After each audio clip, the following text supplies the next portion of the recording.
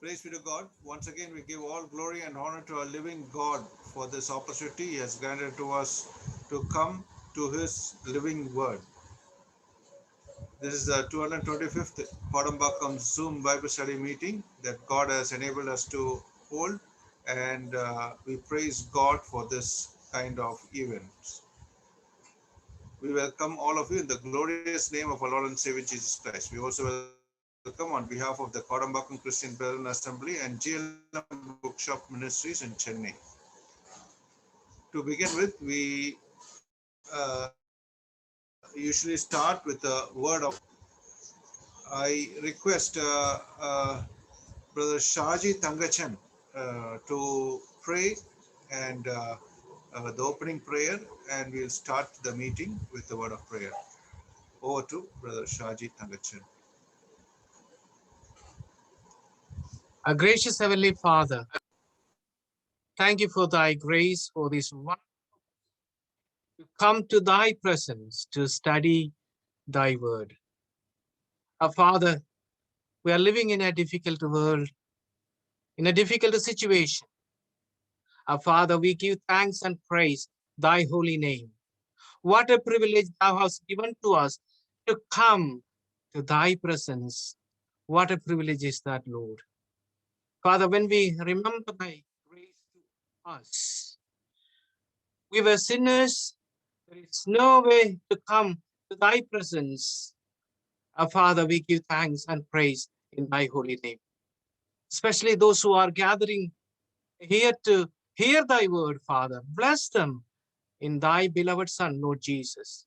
Our Father, we pray for thy servant who speak to us today. Give him all wisdom he needed to preach thy word. Our Father, help us to learn thy word and give glory to you in our daily life. We ask these things in the name of our Lord and Savior Jesus Christ. Amen.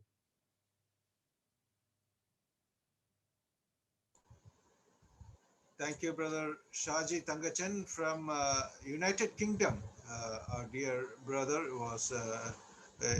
is straight from UK. We praise God and thank him for having joined the meeting.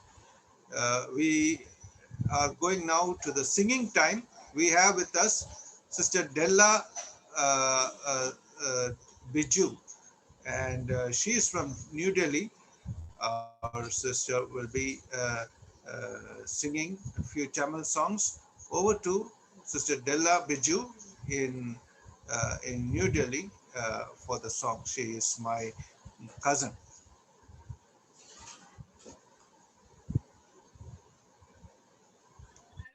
Sing the song യേശുവിൻ നാമത്തിൽ നാം കൂടിടും സമയങ്ങളിൽ. യേശുവിൻ നാമത്തിൽ നാം കൂടിടും സമയങ്ങളിൽ பேசுவார் தியானத்திலே அவர் தம் கிருபைகள் அளிக்க.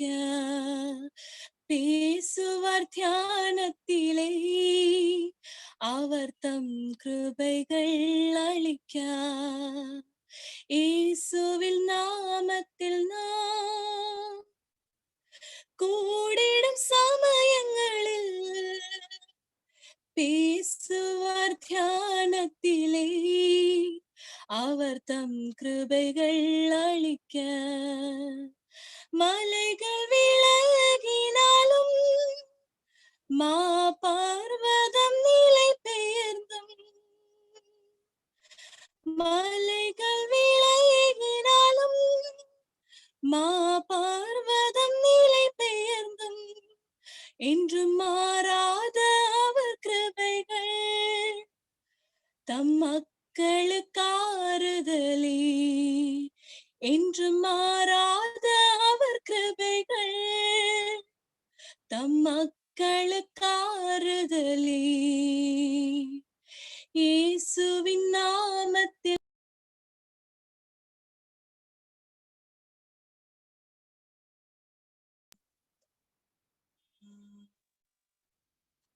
பேசுவார் தியானத்திலே அவர் தம் கிருபைகள் அளிக்க. சீயோனில்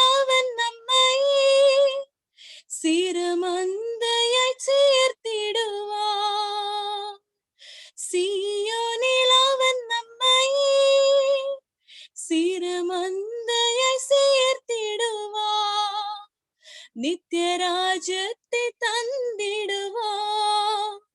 சத்திய பாதையில் நடந்ததினால் நித்திய ராஜ்யத்தை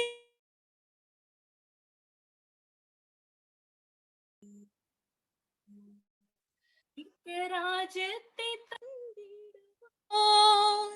சத்திய பாதையில் நடந்ததினால் இயேசுவின் நாமத்தில் நாம் கூடிடும் சமயங்களில் பேசுவார் தியானத்திலே, அவர் தம் கிருபைகள் அளிக்க.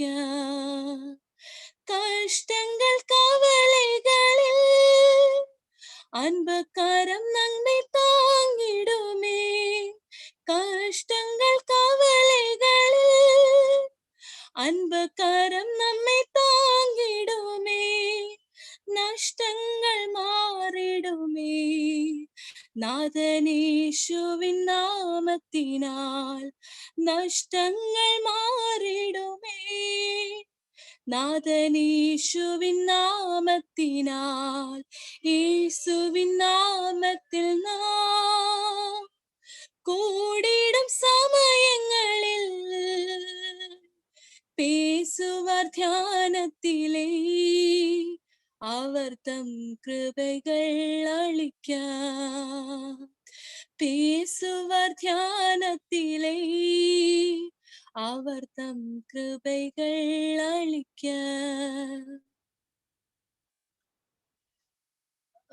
I would like to sing one more song, லேசான காரியம் உமக்கு லேசான காரியம். லேசான காரியம் உமக்கது லேசான காரியம். லேசான காரியம் உமக்கது லேசான காரியம். பெலனுள்ளவன் பெலனற்றவன், பெலனுள்ளவன் பெலன் இல்லாதவன், யாராயிருந்தாலும் உதவிகள் செய்வது லேசான காரியம். உமக்கது லேசான காரியம்.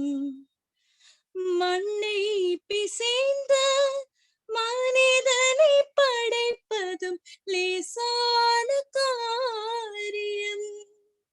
மண்ணை பிசைந்த மனிதனை படைப்பதும் லேசான காரியம். மண்ணான மனிதர்க்கு மன்னாவை அழைப்பதும் லேசான காரியம். மண்ணான மனிதர்க்கு மன்னாவை அழைப்பதும் லேசான காரியம். லேசான காரியம் உமக்கது லேசான காரியம். பெலனுள்ளவன் பெலனற்றவன், பெலனுள்ளவன் பெலன் இல்லாதவன், யாராயிருந்தாலும் உதவிகள் செய்வது லேசான காரியம். உமக்கது லேசான காரியம். இடறிய மீனவனை சீஷனாய் மாற்றுவதும் லேசான காரியம்.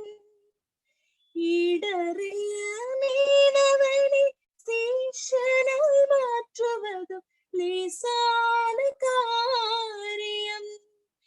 இடையனை கோமகனாய் அரியனாய் ஏற்றுவதும் லேசான காரியம். இடையனை கோமகனாய் அரியனாய் ஏற்றுவதும் லேசான காரியம். லேசான காரியம் உமக்கது லேசான காரியம். காரியம் பெலனுள்ளவன் பெலனற்றவன் பெலனுள்ளவன் பெலன் இல்லாதவன் யாராயிருந்தாலும் உதவிகள் செய்வது லேசான காரியம் உமக்கது லேசான காரியம். Thank you.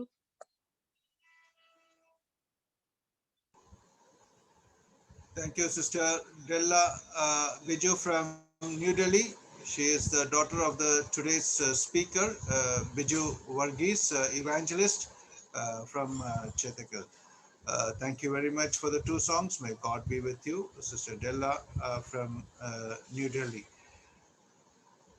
We once again welcome all of you in the glorious name of our Lord and Savior, Jesus Christ. We also welcome on behalf of the Kodambakkam Christian Assembly and GLM Bookshop Ministries in Chennai. Today we have with us Evangelist Biju Varghese from Chetakal, Rani in Kerala. And we praise God for him having accepted our invitation at Kodambakkam Assembly for the Bible study. And we are notified by the Spirit of God through him that he would be taking from the topic of the book of Esther. The topic that he has selected in the strength of the Lord is from the book of Esther. So Esther is still no one has much touched it. May the good Lord lead him, the Spirit of God strengthen him, and as we understand, may the blessed Lord be with him in this Bible study. Evangelist Biju Varghese is my second cousin, and we praise God for the spiritual and the physical relationship we have in the Lord. May the Lord continue to use him for the glory of his eternal kingdom. We also have with us Evangelist Sam Thomas from Udamalpet in Tirupur district. We thank our dear brother Sam Thomas for having accepted our invitation to translate the Bible study from Malayalam to Tamil. May the Lord be with our dear brother Sam Thomas from Udamalpet Christian Assembly in Udamalpet, the evangelist. May he be able to do the best with the strength of the Lord. We also welcome all the dear ones from different parts of the world and in India and Kerala and Tamil Nadu. May the Lord be with each one of us as we listen to the word of God, the Bible study, and as we prayerfully take it in the heart, may we continue to look unto the Lord for him to speak in our hearts even this day also, even this evening also. For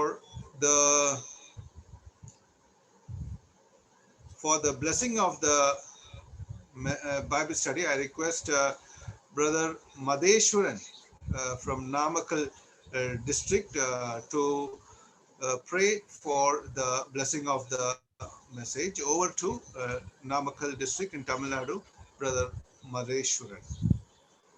praise the Lord brother கிளியரா கேக்குதுங்களா? கேக்குதுங்க. Okay brother, thank you brother. நம் ஜெபிக்கலாம். கிருபையால் எங்களை நேசிக்கும் அன்பின் பரலோக தெய்வமே ஸ்தோத்தரிக்கிறோம். மாறாத மகத்துவம் உள்ள தேவனாகிய கர்த்தாவே, ராஜா, உம்முடைய அளவற்ற கிருபையினாலும் ஐஸ்வர்யத்தினாலும் தேவரீர் தகப்பனை கர்த்தா உம்முடைய வார்த்தைகளை கேட்கும்படிக்கு தேவரீர் நீர் பாராட்டி வரக்கூடிய இரக்கங்களுக்காக ஸ்தோத்தரிக்கிறோம். ஆம் ராஜா, இதோ உம்முடைய தெய்வீக வார்த்தை தகப்பனை மெல்லிய சத்தமாய் தகப்பனை கர்த்தாவை எங்களுடைய செவிகளில் விரும்படிக்கு கர்த்தாவை நீதாமே அப்பா வல்ல ஆவியானவரை கொண்டு கர்த்தாவை எங்களோடு கூட தொடர்ந்து இடைப்பட்டு வருகிறதற்காக ஸ்தோத்தரிக்கிறோம். ஆம் ராஜா, அப்பா மிக பெரிதான பிரயாசமாய் கர்த்தாவை இந்த காரியம் இருந்தாலும் தகப்பனை கர்த்தாவே உம்முடைய நாம மகிமைக்கு எதுவாக கர்த்தாவே அப்பா இந்த காரியங்களை செய்து வரக்கூடிய கோடம்பாக்கம் சபையாரையும் தகப்பனை விசேஷமாக சந்தோஷ் ஜான்சன் அவர்களையும் அவருடைய குடும்பத்தாரையும் கர்த்தர் தாமே அப்பா அபரிமிதமான நிலைமையிலே உம்முடைய வருகையின் நாளிலே இதற்கேற்ற பலன்களை பெற்றுக்கொள்ளத்தக்கதாக இரக்கம் பாராட்டுங்க அப்பா. அதே போல தகப்பனை கர்த்தாவை செய்து கொடுக்கக்கூடிய உம்முடைய மக்கள் தகப்பனை கர்த்தாவே உம்முடைய நாமத்தை தொடர்ந்து மகிமைப்படுத்தி வருகிறதற்காக ஸ்தோத்தரிக்கிறோம் தகப்பனே கர்த்தாவே. அதன் மூலமாய் அடியார்களும் பிரயோஜனப்படும்படிக்கு வல்ல ஆவியானவர் தாமே அவர்களை மறைத்து எங்களோடு கூட இடைபடுகிறதற்காக ஸ்தோத்தரிக்கிறோம் தகப்பனே கர்த்தாவே. அப்பா, இன்றும் கூட கர்த்தாவே இதோ இப்பொழுதுமாக செய்து கொடுக்கக்கூடிய உம்முடைய தாசரை உம்முடைய கிருபையின் கரங்களிலே ஒப்புக் கொடுக்கிறோம். கர்த்தர் விசேஷித்த நிலைமையிலே எங்களோடு கூட இடைபட வேண்டுமா கெஞ்சி மன்றாடுகிறோம். அது மாத்திரமல்லாமல் மொழிபெயர்ப்பு செய்யக்கூடிய உம்முடைய பிள்ளையை விசேஷித்த நிலைமையிலே ஆசீர்வதித்து அப்பா ஞானம் விளங்க தகப்பனே கர்த்தாவே அப்பா அதனுடைய சாராம்சம் குறையாமல் தகப்பனே கர்த்தாவே நாங்கள் பெற்றுக்கொள்ளத்தக்கதாக அவனமாய் கர்த்தர் தாமே அப்பா அடியாரை பயன்படுத்த வேண்டுமாய் கெஞ்சி மன்றாடுகிறோம் தகப்பனே கர்த்தர். இருவரையும் கர்த்தர் ஆண்டு கொள்ளுங்க. கர்த்தர் எங்களோடு கூட இடைபடுங்க ராஜா தகப்பனே. விசேஷமாக இதோ இதை கேட்டுக்கொண்டிருக்கக்கூடிய ஒவ்வொரு தேவ பிள்ளைகளுடைய கர்த்தாவே அப்பா வீட்டிலும் தேவ பிரசன்னமும் தகப்பனே கர்த்தாவுடைய ஆளுகையும் விசேஷமாக அவருடைய சிந்தையெல்லாம் கிறிஸ்து இயேசுக்குள்ளாக ஆட்கொண்டு தகப்பனே காரியங்கள் கர்த்தாவே அப்பா புரியத்தக்கதாக வல்ல ஆவியானவர் தாமே ஒத்தாசை செய்ய வேண்டுமாய் கெஞ்சி மன்றாடுகிறோம். சகல சூழ்நிலையை ஆண்டு கொள்ளும். எந்த ஒரு இடர்பாடும் இல்லாத நிலைமையிலே நெட்வொர்க்கோ இல்லது வேற எந்த ஒரு பிரச்சனையோ இராதபடி கர்த்தர் தாமே அப்பா ஆசீர்வதிக்க வேண்டுமாய் கெஞ்சி மன்றாடுகிறோம். எங்களை தாழ்த்துகிறோம் தேவரே. உம்முடைய நாமத்தை மாத்திரமே உயர்த்துகிறோம். நீரே எங்களோடு கூட இடைபடுங்க ராஜா. எல்லாவற்றையும் கர்த்தரும் மீட்பர் இரட்சகருமாகிய இயேசு கிறிஸ்துவின் வல்ல திருநாமத்தினாலே ஸ்தோத்திரத்தோடு கூடிய ஜெபத்தை ஏறெடுக்கிறோம் ஜீவனுள்ள பரலோக பிதாவே. ஆமே ஆமே. Thank you, Brother Madheshwaran from Namakkal. May the blessed Lord be with you. We are going to the Bible study. We take you over to Kerala, Brother Evangelist Viju Varghese, and then to Tamil Nadu to Brother Evangelist Sam Thomas. Clear ആയിട്ട് കേൾക്കാം എന്ന് വിചാരിക്കുന്നു. Okay, ദൈവത്തിരുനാമം വാഴ്ത്തപ്പെടുമാറാകട്ടെ. தேவனுடைய திருநாமம் மகிமைப்படுவதாக. വളരെ സന്തോഷത്തോടു കൂടിയാണ് ഞാൻ ഈ സൂം പ്ലാറ്റ്ഫോമിൽ ഇന്നായിരിക്കുന്നത്. மிக்க மகிழ்ச்சியோடு இந்த ஜூம் பிளாட்ஃபார்மிலே நான் இப்பொழுது காணப்படுகிறேன். ഞാനും പ്രിയ സന്തോഷ് ജോൺസണും തമ്മിലുള്ള റിലേഷനൊക്കെ കർത്താവിന്റെ ദാസൻ പറഞ്ഞു. நானும் சகோதரர் சந்தோஷ் ஜான்சன் அவர்களுக்கும் இடையே உறவான உறவின் முறையை குறித்து நம்மோடு அவர் பகிர்ந்து கொண்டார். എന്നാൽ ഇന്ന് എന്നെ സന്തോഷിപ്പിക്കുന്ന മറ്റൊരു വിലയേറിയ കാര്യം കർത്താവിന്റെ ദാസൻ സാം തോമസ് ആണ് ഇന്ന് എനിക്ക് ട്രാൻസ്ലേറ്റ് ചെയ്യുന്നത്. ஆனால் என்னை மகிழ்ச்சி செய்யக்கூடிய இன்னொரு காரியம் கர்த்தருடைய தாசன் சகோதரர் சாம் தாமஸ் என்னுடைய செய்தியை இன்று மொழியாக்கம் செய்கிறார். അത് സന്തോഷം. എന്തുകൊണ്ടാണ് അങ്ങനെ ചെയ്യുന്നത്? വളരെ അപ്രതീക്ഷിതമായിട്ടൊരു കാര്യമായിട്ട് എനിക്ക് തോന്നി. இப்படி செய்வது தற்செயலாக அல்ல, அது எதிர்பாராத நிலைமையிலே வருவதை போல எனக்கு தோன்றுகிறது. ചില വർഷങ്ങൾക്ക് മുൻപ് ഞാനും കർത്താവിന്റെ ദാസനും ഒരുമിച്ച് ഉസ്ലാംപട്ടിയിൽ ചില നാളുകൾ ഒന്നിച്ചുണ്ടായിരുന്നു. ആ ശുശ്രൂഷയിൽ ഞങ്ങൾക്ക് ഒന്നിച്ച് പങ്കെടുക്കുവാനും ദൈവത്തിന്റെ വചനം പങ്കുവയ്ക്കുവാനും ഇടയായി. சில வருடங்களுக்கு முன்பு நாங்கள் ஒருமித்து உசிலம்பட்டி என்ற இடத்திலே கர்த்தருடைய ஊழியத்திலே ஈடுபட்டு விதமான நிலைமையிலே நாங்கள் காணப்பட்டோம். അതിനുശേഷം പല സ്ഥലങ്ങളിലും സ്ഥലത്ത് വെച്ചൊക്കെ കാണുവാൻ ഇടയായി. എങ്കിലും ഈ നിലയിൽ ഈ പ്ലാറ്റ്ഫോമിൽ ദൈവവചനവുമായിട്ട് വീണ്ടും ഒന്നിക്കുവാൻ ദൈവം ഇടയാക്കിയത് ഓർത്ത് ഞാൻ ദൈവത്തെ സ്തുതിക്കുന്നു. அதற்கு முன்பு பல இடங்களிலும் சேலத்திலும் மற்றும் சில இடங்களிலும் காண வாய்ப்பு பெற்றது. இந்த நிலைமையிலே இந்த ஜூம் மீட்டிங்கில் நாங்கள் இணைவதிலே மிக்க மகிழ்ச்சி அடைகிறோம். ഈ പ്ലാറ്റ്ഫോമിൽ എന്നെ ശ്രദ്ധിച്ചുകൊണ്ടിരിക്കുന്ന എല്ലാ പ്രിയപ്പെട്ടവർക്കും ഒരു പ്രാവശ്യം കൂടെ ക്രിസ്തുവേശുവിലുള്ള വന്ദനം അറിയിക്കുന്നു. இந்த ஜூம் மீட்டிங் மூலமாக இணைந்திருக்கிற யாவருக்கும் கர்த்தராக இயேசு கிறிஸ்துவின் நாமத்திலே அன்பின் வாழ்த்துக்களை தெரிவித்துக் கொள்கிறோம்.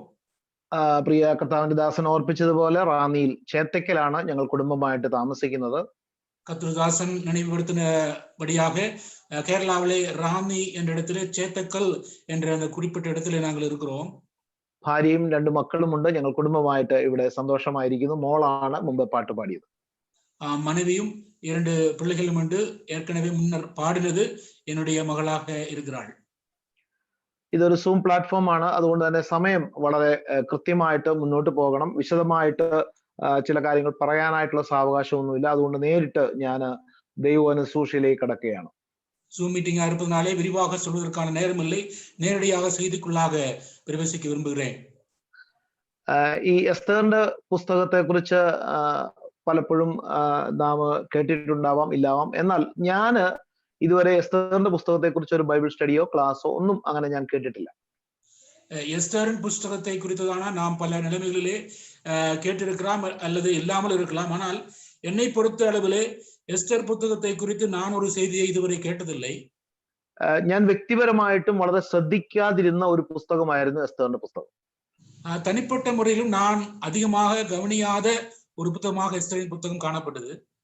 എന്നാൽ ഞാൻ ക്രമമായിട്ട് വേദപുസ്തകം വായിച്ചു വന്നപ്പോൾ കഴിഞ്ഞ നാളുകളിൽ ശ്രദ്ധിച്ച ഒരു പുസ്തകമാണ് എസ്തറിന്റെ പുസ്തകം. ஆனால் கிரமமாக கடந்த நாட்களே வேதவசனத்தை வாசிக்கும் போது நான் கவனித்த ஒரு புத்தகம் தான் எஸ்தரின் புத்தகம் என்பது. ദൈവവചനം ഞാൻ വായിക്കുമ്പോൾ പലപ്പോഴും ഓർക്കുന്ന ഒരു വാക്യമാണ് 119 സങ്കീർത്തനത്തിൽ എഴുതിയിട്ടുണ്ട്, അവിടുത്തെ ന്യായപ്രമാണത്തിലെ അത്ഭുതങ്ങളെ കാണേണ്ടതിന് എന്റെ കണ്ണുകളെ തുറക്കണമേ. நான் வேதவசனத்தை வாசிக்கும் போதும் தியானிக்கும் போதெல்லாம் என் மனதிலே வருகிற ஒரு வசனம் 119 சங்கீதத்தில் எழுதப்பட்டிருக்கிறது. நான் உம்முடைய வேதத்தில் உள்ள அதிசயங்களை காணும்படி என் கண்களை திறந்தருளும் என்று பார்க்கிறோம். ദൈവവചനം എന്നുള്ളത് അത്ഭുതങ്ങൾ നിറഞ്ഞ പുസ്തകമാണ്. தேவனுடைய வசனம் என்று சொல்வது அற்புதங்கள் நிறைந்த ஒரு புத்தகமாக இருக்கிறது. ദൈവത്തിന്റെ പരിശുദ്ധാത്മാവ് അതിൽ നിറച്ചു വെച്ചിരിക്കുന്നത് ദൈവിക അത്ഭുതങ്ങളാണ്. தேவனுடைய ஆவியானவர் அதிலே நிறைத்து வைத்திருப்பது என்னவென்று கேட்டால் தேவனுடைய அற்புதங்கள் அல்லது அதிசயமான காரியங்கள் தான். എന്നാൽ അത് കാണുവാനായിട്ടുള്ള ആഗ്രഹത്തോടും വാഞ്ചയോടും കൂടെ നാം അത് വായിക്കുന്നെങ്കിൽ, അല്ലെങ്കിൽ ദൈവത്തിന്റെ പരിശുദ്ധാത്മാവിനാട് നാം കീഴ്പ്പെടുന്നെങ്കിൽ, തീർച്ചയായിട്ടും ദൈവത്തിന്റെ പരിശുദ്ധാത്മാവ് നമുക്കത് വെളിപ്പെടുത്തി തരും. ஆனால் தேவனுடைய வசனத்தை வாசிக்கும் பொழுது ஆவலோடு அதனுடைய அதிசயங்களை காண வேண்டும் என்ற வாஞ்சையோடு வாசிக்கும் பொழுது பரிசுத்த ஆவியானவர் அவ்விதமான நிலைமையிலே നമ്മെ വഴിനടത്തുവാർ. എസ്തറിന്റെ പുസ്തകം നാം ശാന്തമായിട്ട് ധ്യാനിക്കുകയും പഠിക്കുകയും ചെയ്താൽ വളരെ അത്ഭുതകരമായ ഒരു പുസ്തകമാണ് എസ്തറിന്റെ പുസ്തകം എന്ന് മനസ്സിലാക്കാൻ കഴിയും. எஸ்தரின் புத்தகத்தை நாம் வாசித்து தியானிக்கும் பொழுது நாம் தியானிக்கும் வேளையிலே மிகவும் ஆசீர்வதிக்கப்பட்ட ஒரு புத்தகமா அதை நாம் கண்டுகொள்ள முடியும். നാം എസ്തറിന്റെ പുസ്തകം വായിക്കുമ്പോൾ അതിൽ നിന്ന് അതിന്റെ എന്തെങ്കിലും മറ്റു കാര്യങ്ങളോ പേരുകളുടെ അർത്ഥങ്ങളോ അല്ലെങ്കിൽ ആ പുസ്തകത്തെ പറ്റിയോ അതല്ല നാം ചിന്തിക്കുവാനായിട്ട് ആഗ്രഹിക്കുന്നത്. எஸ்தரின் புத்தகத்தை குறித்து படிக்கும் பொழுது அதிலே போடப்பட்டிருக்கிற பல காரியங்கள் அல்லது ஒரு பெயருடைய அர்த்தம் மற்ற சில காரியங்களை அல்ல இன்று நாம் கவனமாக பார்க்க போவது. ദൈവാത്മാവ് എനിക്ക് വെളിപ്പെടുത്തി തന്ന ചില കാര്യങ്ങൾ നമുക്ക് ഒന്നിച്ച് പങ്കുവയ്ക്കുവാനായിട്ടാണ് ആഗ്രഹിക്കുന്നത്. தேவ ஆவியானவர் எனக்கு வெளிப்படுத்தின ஒரு சில காரியங்களை நாம் ഒരുമിച്ച് சிந்திக்கத்தான் இந்த மாலை வேளையிலே விரும்புகிறேன். എസ്തറിന്റെ പുസ്തകം പലപ്പോഴും ദൈവത്തിന്റെ പേര് അതിലില്ല, അങ്ങനെയുള്ള പല കാര്യങ്ങൾ നാം കേട്ടിട്ടുണ്ട്. எஸ்தரின் புத்தகத்திலே தேவன் அல்லது தேவனுடைய நாமம் அவருடைய பெயர் எல்லாம் இல்லை என்று நாம் கேட்டதுண்டு. എന്നാൽ ഞാൻ ഈ പുസ്തകം അനേക പ്രാവശ്യം വായിക്കുകയും ധ്യാനിക്കുകയും ചെയ്തപ്പോൾ എനിക്ക് വെളിപ്പെട്ട അല്ലെങ്കിൽ എനിക്ക് മനസ്സിലായ ഒരു കാര്യം, വേദപുസ്തകത്തിന്റെ ഒരു ചെറു പതിപ്പാണ് എസ്തറിന്റെ പുസ്തകം. ஆனால் வேத புத்தகத்தில் இந்த எஸ்தரின் புத்தகத்தை நான் வாசிக்கும் போது தியானிக்கும் போது வேதாகமத்தின் ஒரு பதிப்பாக இன்னொரு பதிவாக இது இருக்கிறது என்பதை நான் பார்க்கிறேன். അല്ലവാ ഉൽപ്പത്തി പുസ്തകം മുതൽ വെളിപ്പാട് പുസ്തകം വരെ ഉള്ള കാര്യങ്ങൾ ഈ പുസ്തകത്തിൽ നമുക്ക് കാണാൻ കഴിയും. இல்லாவிடில் ஆதியாகமம் முதல் வெளிப்படுத்தின விசேஷம் வரையுள்ள காரியங்களை நாம் இந்த புத்தகத்திலே பார்க்க முடியும். ഈ പുസ്തകം മുഴുവൻ ആധികാരികമായിട്ട് പഠിക്കുവാനല്ല നാം ആഗ്രഹിക്കുന്നത്. இந்த புத்தகத்தை முழுமையாக விடாமல் முற்றிலுமாக படிக்க வேண்டும் என்பதல்ல நமது நோக்கம். ചില കാര്യങ്ങൾ ഒന്ന് മനസ്സിലാക്കുവാനും അത് വരുന്ന നാളുകളിൽ നമ്മുടെ ജീവിതത്തിൽ ഈ പുസ്തകം പഠിക്കുവാനും പ്രായോഗിക ജീവിതത്തിൽ നമുക്കത് പ്രയോജനപ്പെടുവാനും മാത്രമാണ് ഞാൻ ആഗ്രഹിക്കുന്നത്. சில குறிப்பிட்ட காரியங்களை கற்றுக்கொண்டு வரும் நாட்களே நம்முடைய நடைமுறை வாழ்க்கையிலே அதை நாம் அபியாசிக்க வேண்டும் என்ற ஒரு நோக்கம்தான் இன்று நமக்கு இருக்கிறது. നമുക്കറിയാം, എസ്തറിന്റെ പുസ്തകം നാം വായിക്കുമ്പോൾ വിരുന്നുകളുടെ ഒരു പുസ്തകമാണ്. நாம் அறிவோம், எஸ்தரின் புத்தகத்தை நாம் பார்க்கும் பொழுது அது விருந்துகளின் ஒரு புத்தகமாக இருக்கிறது. അതിന്റെ ആദ്യ അധ്യായം തന്നെ 3 വിരുന്നുകളെ കുറിച്ച് അവിടെ രേഖപ്പെടുത്തിയിട്ടുണ്ട്. இந்த முதல் அதிகாரத்திலே தாமே 3 விதமான விருந்துகளை குறித்து நாம் அங்கே படிக்கிறோம். അതിനുശേഷം നാം വരുമ്പോൾ എസ്തറിന്റെ 2 വിരുന്നുകളെ കുറിച്ച്, அதற்கு பின்பு எஸ்தர் அளிக்கும் 2 விருந்துகளை குறித்து நாம் படிக்கிறோம். പിന്നീട് നാം വരുമ്പോൾ വിരുന്നുകളുടെ ഒരു ഘോഷയാത്ര തന്നെയാണ് കാണുന്നത്. பின்பு நாம் படிக்கும் பொழுது விருந்துகளுடைய ஒரு ஊர்வலம் போல தொடர்ந்து வரும் ஒரு விருந்துகளின் புத்தகமாக இருக்கிறது. അഹശ്വേരോഷും അതുപോലെ തന്നെ വസ്തി രാജ്ഞിയും എസ്തറും ഒക്കെ ഈ വിരുന്നുകൾ നൽകുന്നുണ്ട്. அகாஸ்வேரு ராஜாவும் வஸ்தி மற்றும் அந்த ராணி எல்லாருமே விருந்துகளை கொடுப்பவர்களாக இருக்கிறார்கள். ഈ എസ്തറിന്റെ പുസ്തകം 3-ാം അധ്യായം അതിന്റെ 15-ാം വാക്യം അത് അവസാനിക്കുന്നത് ഇങ്ങനെയാണ്: ശൂശൻ പട്ടണമോ കലങ്ങിപ്പോയി. இந்த எஸ்தரின் புத்தகம் 3-ாம் அதிகாரம் அதனுடைய கடைசி வசனம் இப்படியாக நாம் பார்க்கிறோம்: சூசான் நகரமானது கலங்கினது என்று நாம் படிக்கிறோம். എന്നാൽ 8-ാം അധ്യായം അതിന്റെ 15-ാം വാക്യം അവസാനിക്കുന്നത് ഇങ്ങനെയാണ്: ശൂഷൻ പട്ടണം ആർത്ത് സന്തോഷിച്ചു. ஆனால் 8-ாம் அதிகாரம் 15வது வசனத்திலே நாம் பார்க்கும் பொழுது அந்த சூசான் நகரம் ஆனது அது ஆர்ப்பரித்து அது பூரிப்பா இருந்தது நாம் படிக்கிறோம். ഈ രണ്ട് വാക്യങ്ങൾ 3-ന്റെ 15-ഉം 8-ന്റെ 15-ഉം ചേർത്ത് വായിക്കുമ്പോൾ വളരെയധികം കാര്യങ്ങൾ നമുക്ക് മനസ്സിലാക്കുവാൻ കഴിയും. 3:15 மற்றும் 8:15 நாம் சேர்த்து படிக்கும் பொழுது மிகவும் ஆசீர்வதிக்கப்பட்ட பல காரியங்களை நாம் கண்டுകൊள்ள முடியும். ആദ്യം വായിച്ച 3-ാം അധ്യായം 15-ാം വാക്യത്തിൽ പിശാചിന്റെ ഒരു വലിയ വിജയമാണ് അവിടെ കാണുന്നത്. 3-ാം அதிகாரம் 15-ாம் வசனத்திலே நாம் பார்ப்பது பிசாசனுடைய பெரிய ஒரு வெற்றியை நாம் அங்கே காண்கிறோம். അങ്ങനെ പിശാച് വിജയിച്ചപ്പോൾ ശൂഷൻ പട്ടണം കലങ്ങിപ്പോയി, പ്രശ്നങ്ങളായി, നിലവിളിയായി, കണ്ണുനീരായി. அப்படி பிசாசு வெற்றி அடைந்த பொழுது சூசான் பட்டணமானது அழகியும் அங்கே மிகவும் வருந்தத்தக்க நிலைமையும் அங்கே காணப்பட்டதாய் படிக்கிறோம். പിശാച് ജയിക്കുമ്പോൾ സംഭവിക്കുന്നത് നഷ്ടങ്ങൾ മാത്രമാണ്. பிசாசு வெற்றியடையும் பொழுது அங்கே நிகழ்வதெல்லாம் நஷ்டமும் தோல்வியுமே. വേദനകളും പ്രതിസന്ധികളും പ്രശ്നങ്ങളും ഒക്കെയാണ് പിശാചിന് നമുക്ക് സമ്മാനിക്കാനായിട്ട് സാധിക്കുന്നത്. வேதனைகளையும் கஷ்டங்களையும் துன்பங்களையும் பிரச்சனைகளையும் தான் பிசாசு நமக்கு பரிசாக கொடுக்கிறான். എന്നാൽ 8-ാം അധ്യായം അതിന്റെ 15-ാം വാക്യത്തിൽ അവിടെ പിശാച് പരാജയപ്പെടുന്ന ഒരു കഥയാണ് കാണുന്നത്. ஆனால் 8-ாம் அதிகாரம் 15வது வசனத்திலே அங்கே பிசாசு தோல்வியுறுவதை நாம் அங்கே காண்கிறோம். അപ്പോൾ അവിടെ വലിയ സന്തോഷം, ആനന്ദത്തിന്റെ അനുഭവം ഉണ്ടാകുകയാണ്. இங்கே மிகப்பெரிய களிப்பும் ஆனந்தமும் மகிழ்ச்சியும் உண்டாகிறது என்று பார்க்கிறோம். അവിടെ നാം പരിശോധിക്കുമ്പോൾ മനസ്സിലാക്കുമ്പോൾ നഷ്ടപ്പെട്ടതിന്റെ ഇരട്ടിയായിട്ട് അവർക്ക് മടക്കി ലഭിക്കുക. அங்கே நாம் பார்க்கும் பொழுது, அங்கே நாம் சோதித்து பார்க்கும் பொழுது இழந்து போனதன் 2 மடங்கை இப்பொழுது அவர்கள் பெற்றுக் கொள்கிறார்கள். പ്രിയപ്പെട്ടവരെ, പിശാച് വിജയിച്ച സ്ഥലമാണ് ഏദൻ തോട്ടം. பிரியமானவர்களே, பிசாசு வெற்றி அடைந்த இடம்தான் ஏதேன் தோட்டம் என்பது. അവിടെ മനുഷ്യന് വലിയ വേദനയും നഷ്ടവും ദുഃഖവും ഒക്കെയാണ് സംഭവിച്ചത്. அங்கே மனிதனுக்கு வேதனையும் இழப்பும் துக்கமும் எல்லாம் தான் நேர்ந்தது. ഇങ്ങനെ ഒരു കാര്യം സംഭവിക്കുന്നതിന് മുൻപ് നമുക്ക് 1-ാം അധ്യായത്തിലെ ശൂഷൻ രാജധാനിയുടെ അനുഭവം നമുക്കൊന്ന് ചിന്തിച്ചു നോക്കുക. இந்த நிகழ்வுக்கு முன்பதாக சூசான் அந்த நகரத்திலே வந்ததான நிகழ்ச்சியை, அந்த அனுபவத்தை நாம் சற்று சிந்தித்து பார்ப்போம். 1-ാം അധ്യായം കാണുന്നത് അവിടെ എല്ലാം ഉണ്ട്, ധാരാളമായി ഉണ്ട് എന്ന് വാക്യങ്ങൾക്കായി കാണുന്നുണ്ട്. 1-ாம் அதிகாரத்திலே நாம் பார்க்கும் பொழுது அங்கே எல்லாம் இருந்தது, எல்லா வசதிகளும் இருந்து அங்கே எல்லாம் பூர்ணமாய் இருந்தது என்று படிக்கிறோம். ധാരാളിത്വമാണ് അവിടെ കാണുന്നത്. എല്ലാം ഉണ്ട്, ഇഷ്ടം പോലെ ധാരാളമായിട്ടെല്ലാം അവിടെ ഉണ്ട്. எல்லாம் கிடைக்கிறது, ஏராளமாக எல்லா வசதிகளும் நன்மைகளும் எல்லாம் அங்கே இருக்கிறது. എന്നാൽ അവിടെ പിശാച് ജയിക്കുകയാണ് ചെയ്യുന്നത്. ஆனால் பார்க்கும் பொழுது அந்த இடத்திலே பிசாசு ஜெயித்துக் கொண்டிருக்கிறான். പ്രിയപ്പെട്ടവരെ, അങ്ങനെയുള്ള സ്ഥലങ്ങളിൽ പിശാച് തന്റെ പ്രവർത്തനം വിജയിപ്പിക്കുകയാണ് ചെയ്യുന്നത്.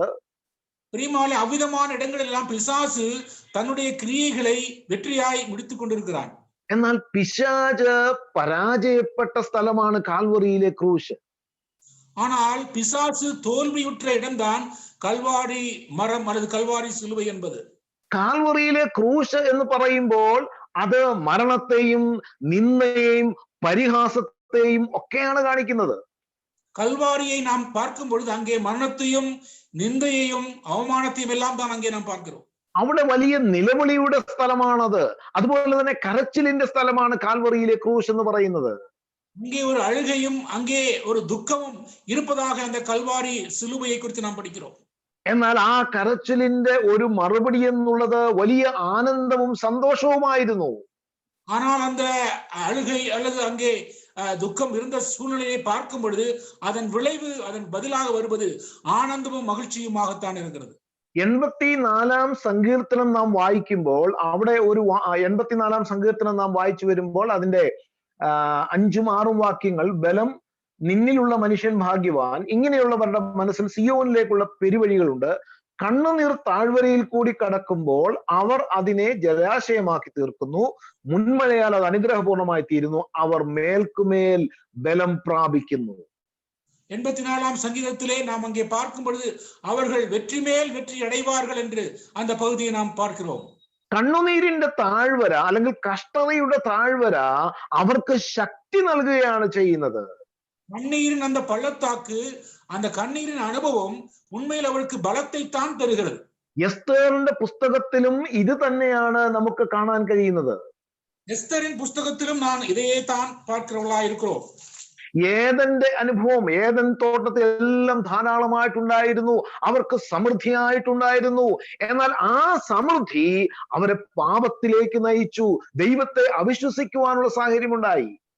ஏதேனிலே அவளுக்கு எல்லாம் வசதியாக இருந்தது, அங்கே எல்லாம் சௌகரியங்களும் வசதிகளும் இருந்தபோது அந்த வசதிகளும் சௌகரியங்களும் அவர்களை பாவத்துக்குள்ளாகத்தான் வழிநடத்தினது. എന്നാൽ ഇവിടെ മോർദെഖായിയുടെയും എസ്തേറിന്റെയും ഇസ്രായേൽ മക്കളുടെയും കണ്ണുനീരിന്റെ മുൻപിൽ, കരച്ചിലിന്റെ മുൻപിൽ, നിലവിളിയുടെ മുൻപിൽ പിശാച് പരാജയപ്പെടുന്ന കാഴ്ചയാണ് നാം കാണുന്നത്. ஆனால் அங்கே மொர்தெகாயினுடைய, எஸ்தருடைய அவருடைய கண்ணீர்களின் முன்பதாக நாம் பார்க்கும் பொழுது பிசாசு உண்மையிலே அங்கே அவன் தோற்கடிக்கப்படுகிறான். ഞാൻ ഇതുകൊണ്ടാണ് പറഞ്ഞത്, ഇനി നാം ഈ എസ്തേറിന്റെ പുസ്തകം അവസാന ഭാഗത്തേക്ക് നാം വരുമ്പോൾ നമുക്ക് മനസ്സിലാക്കാൻ കഴിയുന്നത് കർത്താവായ യേശുക്രിസ്തുവിന്റെ മഹത്വീകരണമാണ് അവിടുത്തെ വിഷയം. இந்த புத்தகத்தினுடைய கடைசியிலே நாம் பார்க்கும் பொழுது நமது ஆண்டவராக இயேசு கிறிஸ்துவின் மகிமைப்படுதல், அவருடைய மகிமையின் காரியங்களை தான் நாம் இங்கே படிக்கிறவர்களா இருக்கிறோம். വെളിപ്പാട് പുസ്തകവും ഈ പുസ്തകത്തിൽ രേഖപ്പെടുത്തിയിരിക്കുന്നു. வெளிப்படுத்தின விசேஷத்தின் காரியங்களும் இந்த புத்தகத்திலே வெளிப்படுத்தப்பட்டிருக்கிறது. അതുകൊണ്ടാണ് ഞാൻ പറഞ്ഞത്, ദൈവത്തിന്റെ വചനത്തിന്റെ അല്ലെങ്കിൽ വേദപുസ്തകത്തിന്റെ ഒരു ചെറു പതിപ്പാണ് എസ്തേറിന്റെ പുസ്തകം. ஆகவேதான் முதலிலே நான் சொன்னேன், வேதாகமத்தின் ஒரு பிரதியாக, அதனுடைய இன்னொரு இடமாக இந்த எஸ்தர் புத்தகம் இருக்கிறது என்று சொன்னேன். കേവലം ഒരു ചരിത്ര പുസ്തകമായിട്ട് നാം മാറ്റിവെക്കുമ്പോൾ, എന്നാൽ അങ്ങനെ വെക്കേണ്ടുന്ന ഒരു പുസ്തകമല്ല ഇത്. இந்த புத்தகத்தை ஒரு சரித்திர புத்தகமாக சொல்லி அந்த நிலைமையிலே மட்டும் பார்த்து அதை ஒதுக்கி வைக்க வேண்டிய புத்தகமாக இது இல்லை. ദൈവത്തിന്റെ പരിശുദ്ധാത്മാവ് അനേക അത്ഭുതങ്ങൾ ഈ പുസ്തകത്തിൽ ഒളിപ്പിച്ചു വെച്ചിട്ടുണ്ട്. தேவ ஆவியானவர் இந்த புத்தகத்துக்குள்ளே அநேகமான அற்புதங்களை மறைத்து வைத்திருக்கிறார். അത് നാം കണ്ടെത്തുമ്പോൾ, അത് കണ്ടെത്തി നാം മനസ്സിലാക്കുമ്പോൾ നമ്മുടെ ആത്മീയ ജീവിതത്തിന് കൂടുതൽ ചൈതന്യവും പ്രയോജനവും ഉണ്ടായിത്തീരും. அதை நாம் கண்டுகொள்ளும் பொழுது, அதை நாம் புரிந்து கொள்ள முடியும், நம்முடைய ஆவிக்குரிய வாழ்க்கை அது ஆசீர்வாதம் உள்ளதாய் உற்சாகமுடையதாய் மாறும் என்பதிலே சந்தேகமில்லை. ഈ പുസ്തകത്തിന്റെ പേര് എസ്തർ, അല്ലെങ്കിൽ ഒരു സ്ത്രീയുടെ പേരാണ് ഈ പുസ്തകത്തിന്. இந்த புத்தகத்தின் பெயர் எஸ்தர், அல்லது ஒரு பெண்மணியின் பெயர் தான் இந்த புத்தகம் பெற்றிருக்கிறது. ഈ പുസ്തകം നാം ശാന്തമായിരുന്നു വായിച്ചാൽ മനസ്സിലാക്കുന്ന ഒരു കാര്യമുണ്ട്. ഈ പുസ്തകത്തിലെ എല്ലാ പ്രധാന സംഭവങ്ങളുടെയും പിന്നിൽ പ്രവർത്തിക്കുന്നത് സ്ത്രീകളാണ്. இந்த புத்தகத்தை நாம் கவனமாக பார்க்கும் பொழுது இந்த புத்தகத்திலே சம்பவிக்கிற எல்லா காரியங்களிலும் பின்னணியிலே ஸ்திரீகள், அது பெண்கள் இருப்பதாக நாம் கண்டுகொள்ள முடியும். നമുക്കറിയാം, ആദ്യത്തെ ഭാഗങ്ങൾ നാം വായിച്ചു വരുമ്പോൾ എസ്തർ രാജ്ഞിയാകുന്നത് വരെയുള്ള കാര്യങ്ങളുടെ പിൻപിൽ പ്രവർത്തിച്ചത് വസ്തിയുടെ ഒരു അനുസരണ, അല്ലെങ്കിൽ വസ്തി കാരണമാണ് അങ്ങനെ സംഭവിച്ചത്.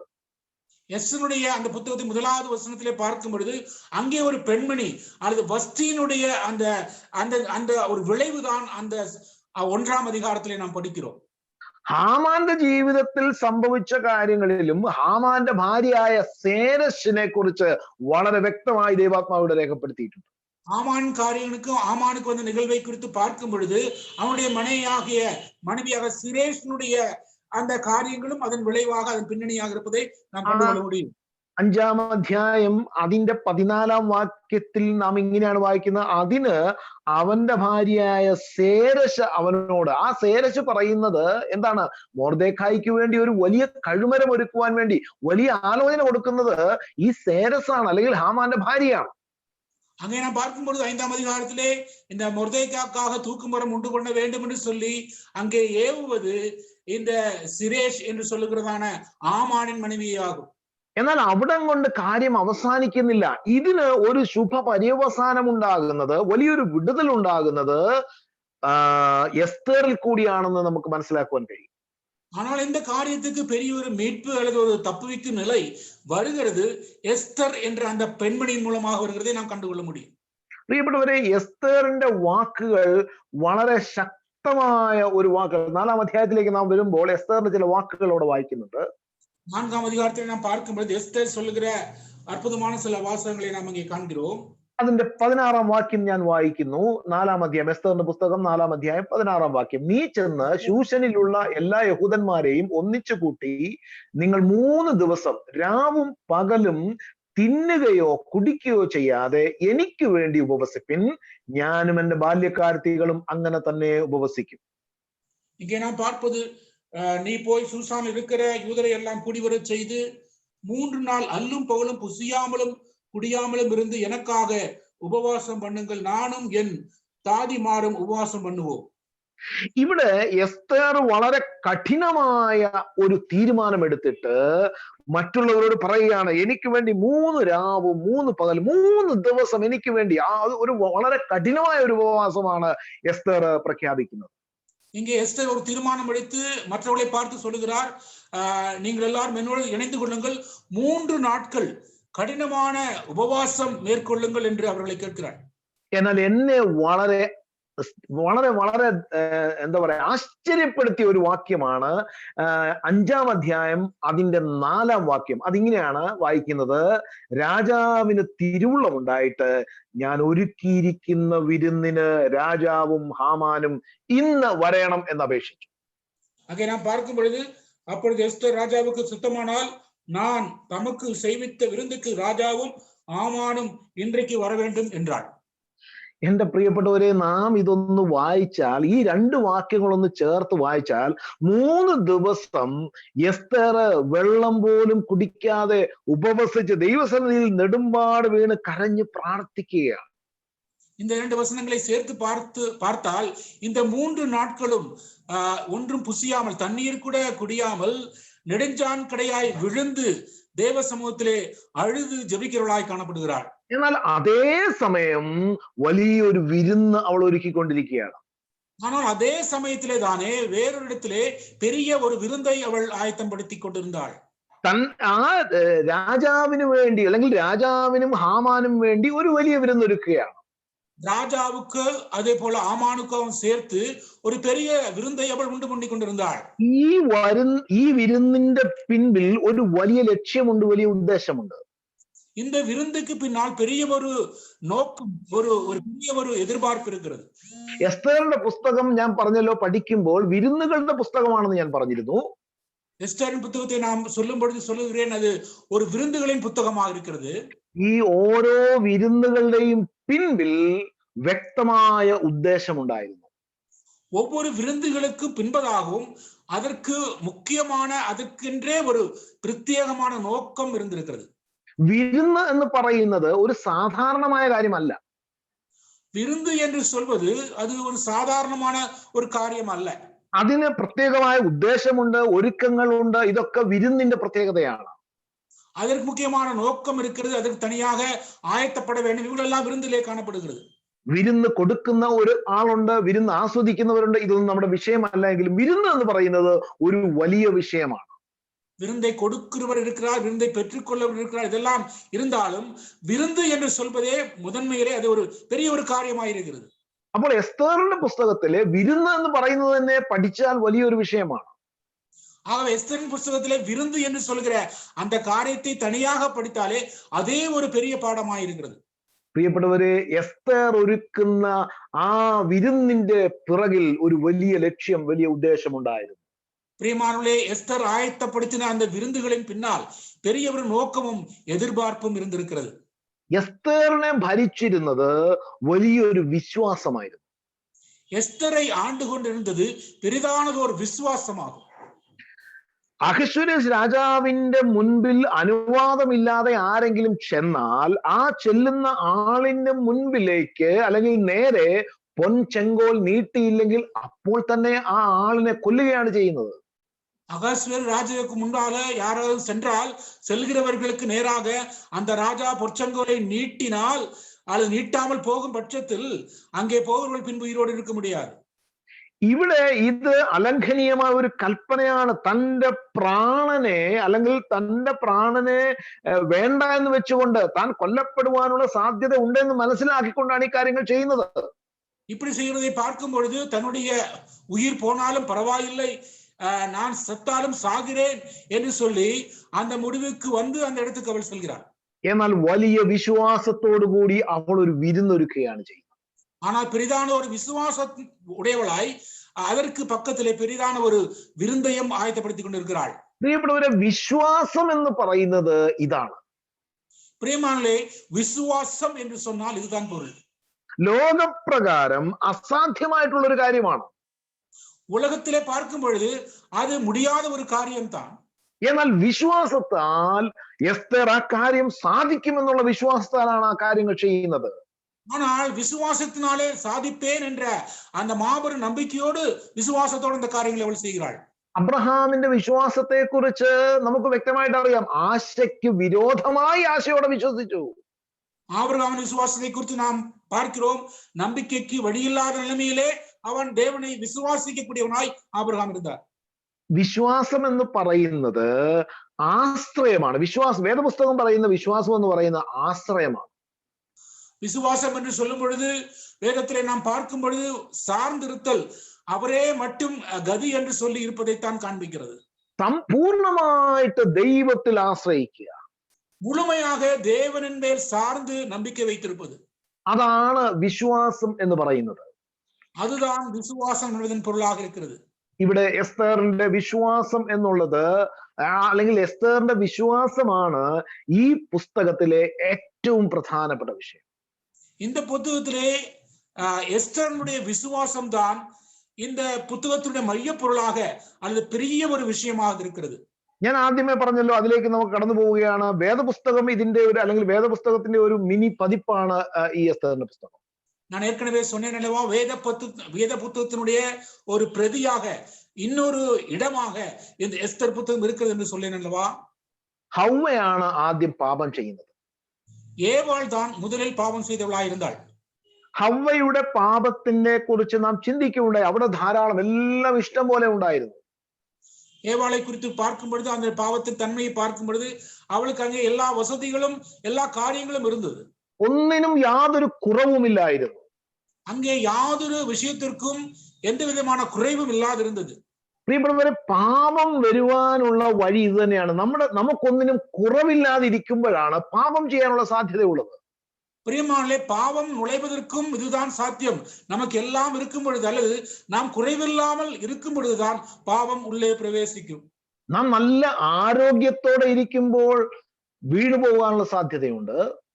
நாம் ஆரோக்கியமாக இருக்கிற நிலைமையிலே அந்த இடத்திலே நாம் விழுந்து போக வாய்ப்பு இருக்கிறது. സൗന്ദര്യവും സമ്പത്തും മറ്റു കാര്യങ്ങളും ഒക്കെ നമുക്ക് ആവശ്യം പോലെ ഉള്ളപ്പോഴാണ് പാപം ചെയ്യാൻ വീണു പോകാനുള്ള സാധ്യതയുള്ളത്. அழகும் வசதி வாய்ப்புகளும் நமக்கு எல்லா சௌகரியங்களும் இருக்கும் அந்த சூழ்நிலை தான் பாவம் நம்மை பிடிக்க அதிக வாய்ப்பும் தருணமும் இருக்கிறது. ഈ പ്ലാറ്റ്ഫോമിൽ ദൈവദാസന്മാരും എന്നെ ശ്രദ്ധിക്കുന്നുണ്ടല്ലോ. പ്രിയപ്പെട്ടവരെ, നമ്മുടെ ജീവിതത്തിലും ശുശ്രൂഷകളിലും സംഭവിച്ചുകൊണ്ടിരിക്കുന്നത് ഇത് തന്നെയാണ്. பிரியமான இந்த பிளாட்ஃபார்ம் மூலமாக ஊழியர்களும் கவனிக்கிறார்கள். நம்முடைய வாழ்க்கையிலும் இந்த உலகத்திலே பல நிலைமைகளிலும் சம்பவிக்கிற காரியங்கள் இப்படியாகத்தானே இருக்கிறது. ആത്മീയമായ ധാരാളിത്തം നമുക്ക് ധാരാളമായി ഉണ്ട് എന്നുള്ള ചിന്ത നമ്മെ ഭരിക്കുമ്പോൾ വീണു പോവാനുള്ള സാധ്യതയുണ്ട്. ஆவிக்குரிய நிலைமையிலே எனக்கு எல்லாம் இருக்கிறது என்று சொல்லி நினைக்கிற அந்த நிலைமையிலே தானே வீழ்ந்து போக அதிகமானது ஒரு வாய்ப்பு இருக்கிறது. എന്നാൽ പ്രിയപ്പെട്ടവരെ, നമ്മുടെ ജീവിതത്തിൽ ധാരാളമായി നാം കാര്യങ്ങളെ അനുഭവിക്കുമ്പോൾ, അത് നമ്മുടെ കുടുംബ ജീവിതത്തിലാകട്ടെ, സാമ്പത്തികമാകട്ടെ, സൗന്ദര്യമാകട്ടെ, ജോലിയിലാകട്ടെ, ഏത് വിഷയത്തിലും നാം കൂടുതലായ നന്മകൾ അനുഭവിക്കുമ്പോൾ ദൈവസന്നിധിയിൽ നമ്മെ തന്നെ താഴ്ത്തേണ്ടത് ആവശ്യമാണ്. நம்முடைய வாழ்க்கையில, நம்முடைய குடும்ப வாழ்க்கையிலாகட்டும், நம்முடைய தொழில் ரீதியாக மற்ற எல்லா நிலைமைகளும் அதிகமான ஆசீர்வாதங்களை பெற்று அனுபவிக்கும் அதே வேளையிலே நாம் വീഴ്ന്നു போக அதிகமான வாய்ப்பு இருக்கிறது என்பதை நாம் நினைவில் கொள்ள வேண்டும். പലപ്പോഴും ദേവദാസന്മാർ സംസാരിക്കുമ്പോൾ പറയാറുള്ള ഒരു കാര്യമാണ്, ഹവ്വയാണ് അല്ലെങ്കിൽ ഒരു സ്ത്രീയാണ് പാപം ചെയ്തത്. அநேக சந்தர்ப்பங்களை செய்தியின் வேளையே நாம் இப்படி கேட்பதுண்டு, பாவம் செய்தது ஏவாள் தான் அல்லது ஸ்திரீ தான் முதலில் பாவம் செய்தான் என்று கேட்கிறோம். അതുകൊണ്ടാണ് സ്ത്രീയെ പുരുഷന് കീഴാക്കി വെച്ചിരിക്കുന്നത്. ஆகவேதான் ஸ்திரீயை புருஷனுக்கு கீழாக நாம் நிலை கொண்டு அப்படி வைத்திருக்கிறோம். എന്നാൽ ഒരിക്കലും അങ്ങനെ അല്ല എന്നുള്ളത് നാം വേദപുസ്തകം പരിശോധിക്കുമ്പോൾ മനസ്സിലാകും. ஆனால் ஒருபோதும் அப்படி இல்லை என்பதை வேதாகமத்தை நாம் ஆராய்ந்தால் அறிந்து கொள்ள முடியும்.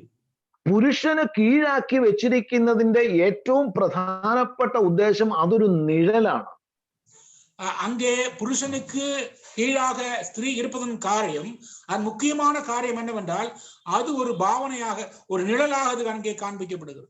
നാം വായിക്കുന്നുണ്ടല്ലോ, ലേഖനങ്ങളിൽ വായിക്കുന്നുണ്ട്, ഞാൻ ക്രിസ്തുവിനെയും സഭയെയും ഉദ്ദേശിച്ചത്ര പറയുന്നത്. நாம் நிருபங்களிலே படிக்கிறோம் அல்லவா, நான் கிறிஸ்துவையும் சபையையும் குறித்து சொல்கிறேன் என்று அங்கே வாசிக்கிறோம் அல்லவா. അപ്പോൾ ദൈവം ഈ പദ്ധതി പ്ലാൻ ചെയ്തപ്പോൾ, കുടുംബജീവിതവും പുരുഷനും സ്ത്രീയും ഈ കാര്യങ്ങൾ പദ്ധതി പ്ലാൻ ചെയ്യുമ്പോൾ സഭയും ക്രിസ്തുവുമായിരുന്നു പിതാവിന്റെ ദൈവത്തിന്റെ മനസ്സിലുണ്ടായിരുന്നത്. தேவன் இந்த குடும்பத்தை ஆயத்தப்படுத்தின பொழுது அவருக்குள்ளாக இருந்த நோக்கமும் திட்டமும் எல்லாம் கிறிஸ்துவும் சபையும் என்ற நிலைமையிலே அதை ஆரம்பிக்கிறார். അപ്പോൾ പുരുഷന് കീഴാക്കി സ്ത്രീയെ വെച്ചിരിക്കുന്നത് പാപം ചെയ്തതിന്റെ വിഷയത്തിന്റെ അടിസ്ഥാനപ്പെടുത്തി അല്ല. புருஷனுக்கு கீழாக ஸ்திரீ இருக்கிறாள் என்று சொல்லும் பொழுது பாவம் அவள் செய்தாள் என்று சொல்லி பாவத்தின் நிலையிலே அது அங்கே சொல்லப்படுவதல்ல. ദൈവത്തിന്റെ പ്രമാണം അല്ലെങ്കിൽ ദൈവത്തിന്റെ കർത്താവായ യേശുക്രിസ്തുവിന് സഭയുമായിട്ടുള്ള ബന്ധത്തെ ലോകത്തിന് വെളിപ്പെടുത്തുവാൻ വേണ്ടിയാണ് അങ്ങനെ വെച്ചിരിക്കുന്നത്.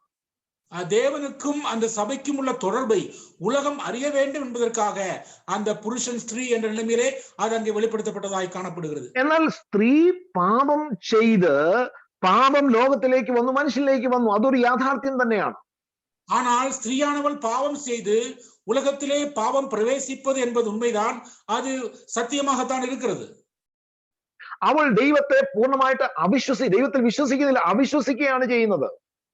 அவள் தேவனை முழுமையாக விசுவாசியாமல் அங்கே அவருக்கு கீழ்ப்படியாமல் தான் இருக்கிறாள். ദൈവം പറഞ്ഞത് വിശ്വസിക്കാതെ പിശാച് പറഞ്ഞത് വിശ്വസിക്കുന്നു. தேவன் சொல்வதை விசுவாசியாமல் பிசாசு சொல்வதை அவள் கேட்கிறாள், கீழ்ப்படிக்கிறாள். അങ്ങനെ വലിയ പ്രശ്നത്തിലേക്ക്, വലിയ പ്രതിസന്ധിയിലേക്ക് മനുഷ്യൻ കടക്കുകയാണ്. அப்படித்தான் உலகத்திலே பிரச்சனையும் പല ഇക്കட்டான സൂழ்நிலைக்குள்ளாகவும் உலகம் தள்ளப்படுகிறது. പിന്നീടുള്ള ചരിത്രം നാം പരിശോധിക്കുമ്പോൾ പിശാചും ദൈവവും തമ്മിലുള്ള പോരാട്ടമാണ് നാം വേദപുസ്തകത്തിൽ കാണുന്നത്. என்பதாக நாம் வேதத்தை ஆராயும் பொழுது தேவனுக்கும் பிசாசுக்கும் இடையே உள்ள போராட்டத்தை தான் வேதாகம் முழுவதுமாக நாம் கண்டுகொள்ள பார்க்கிறவர்களாய் இருக்கிறோம். ഈ എസ്തേറിന്റെ പുസ്തകത്തിലും നമുക്കത് കാണാൻ സാധിക്കും. പിന്നീട് നമുക്കത് ചിന്തിക്കാം. എസ്തേറിൻ പുസ്തകത്തിലും அதை நாம் காண முடியும், பின்பதாக நாம் அதை பார்ப்போம்.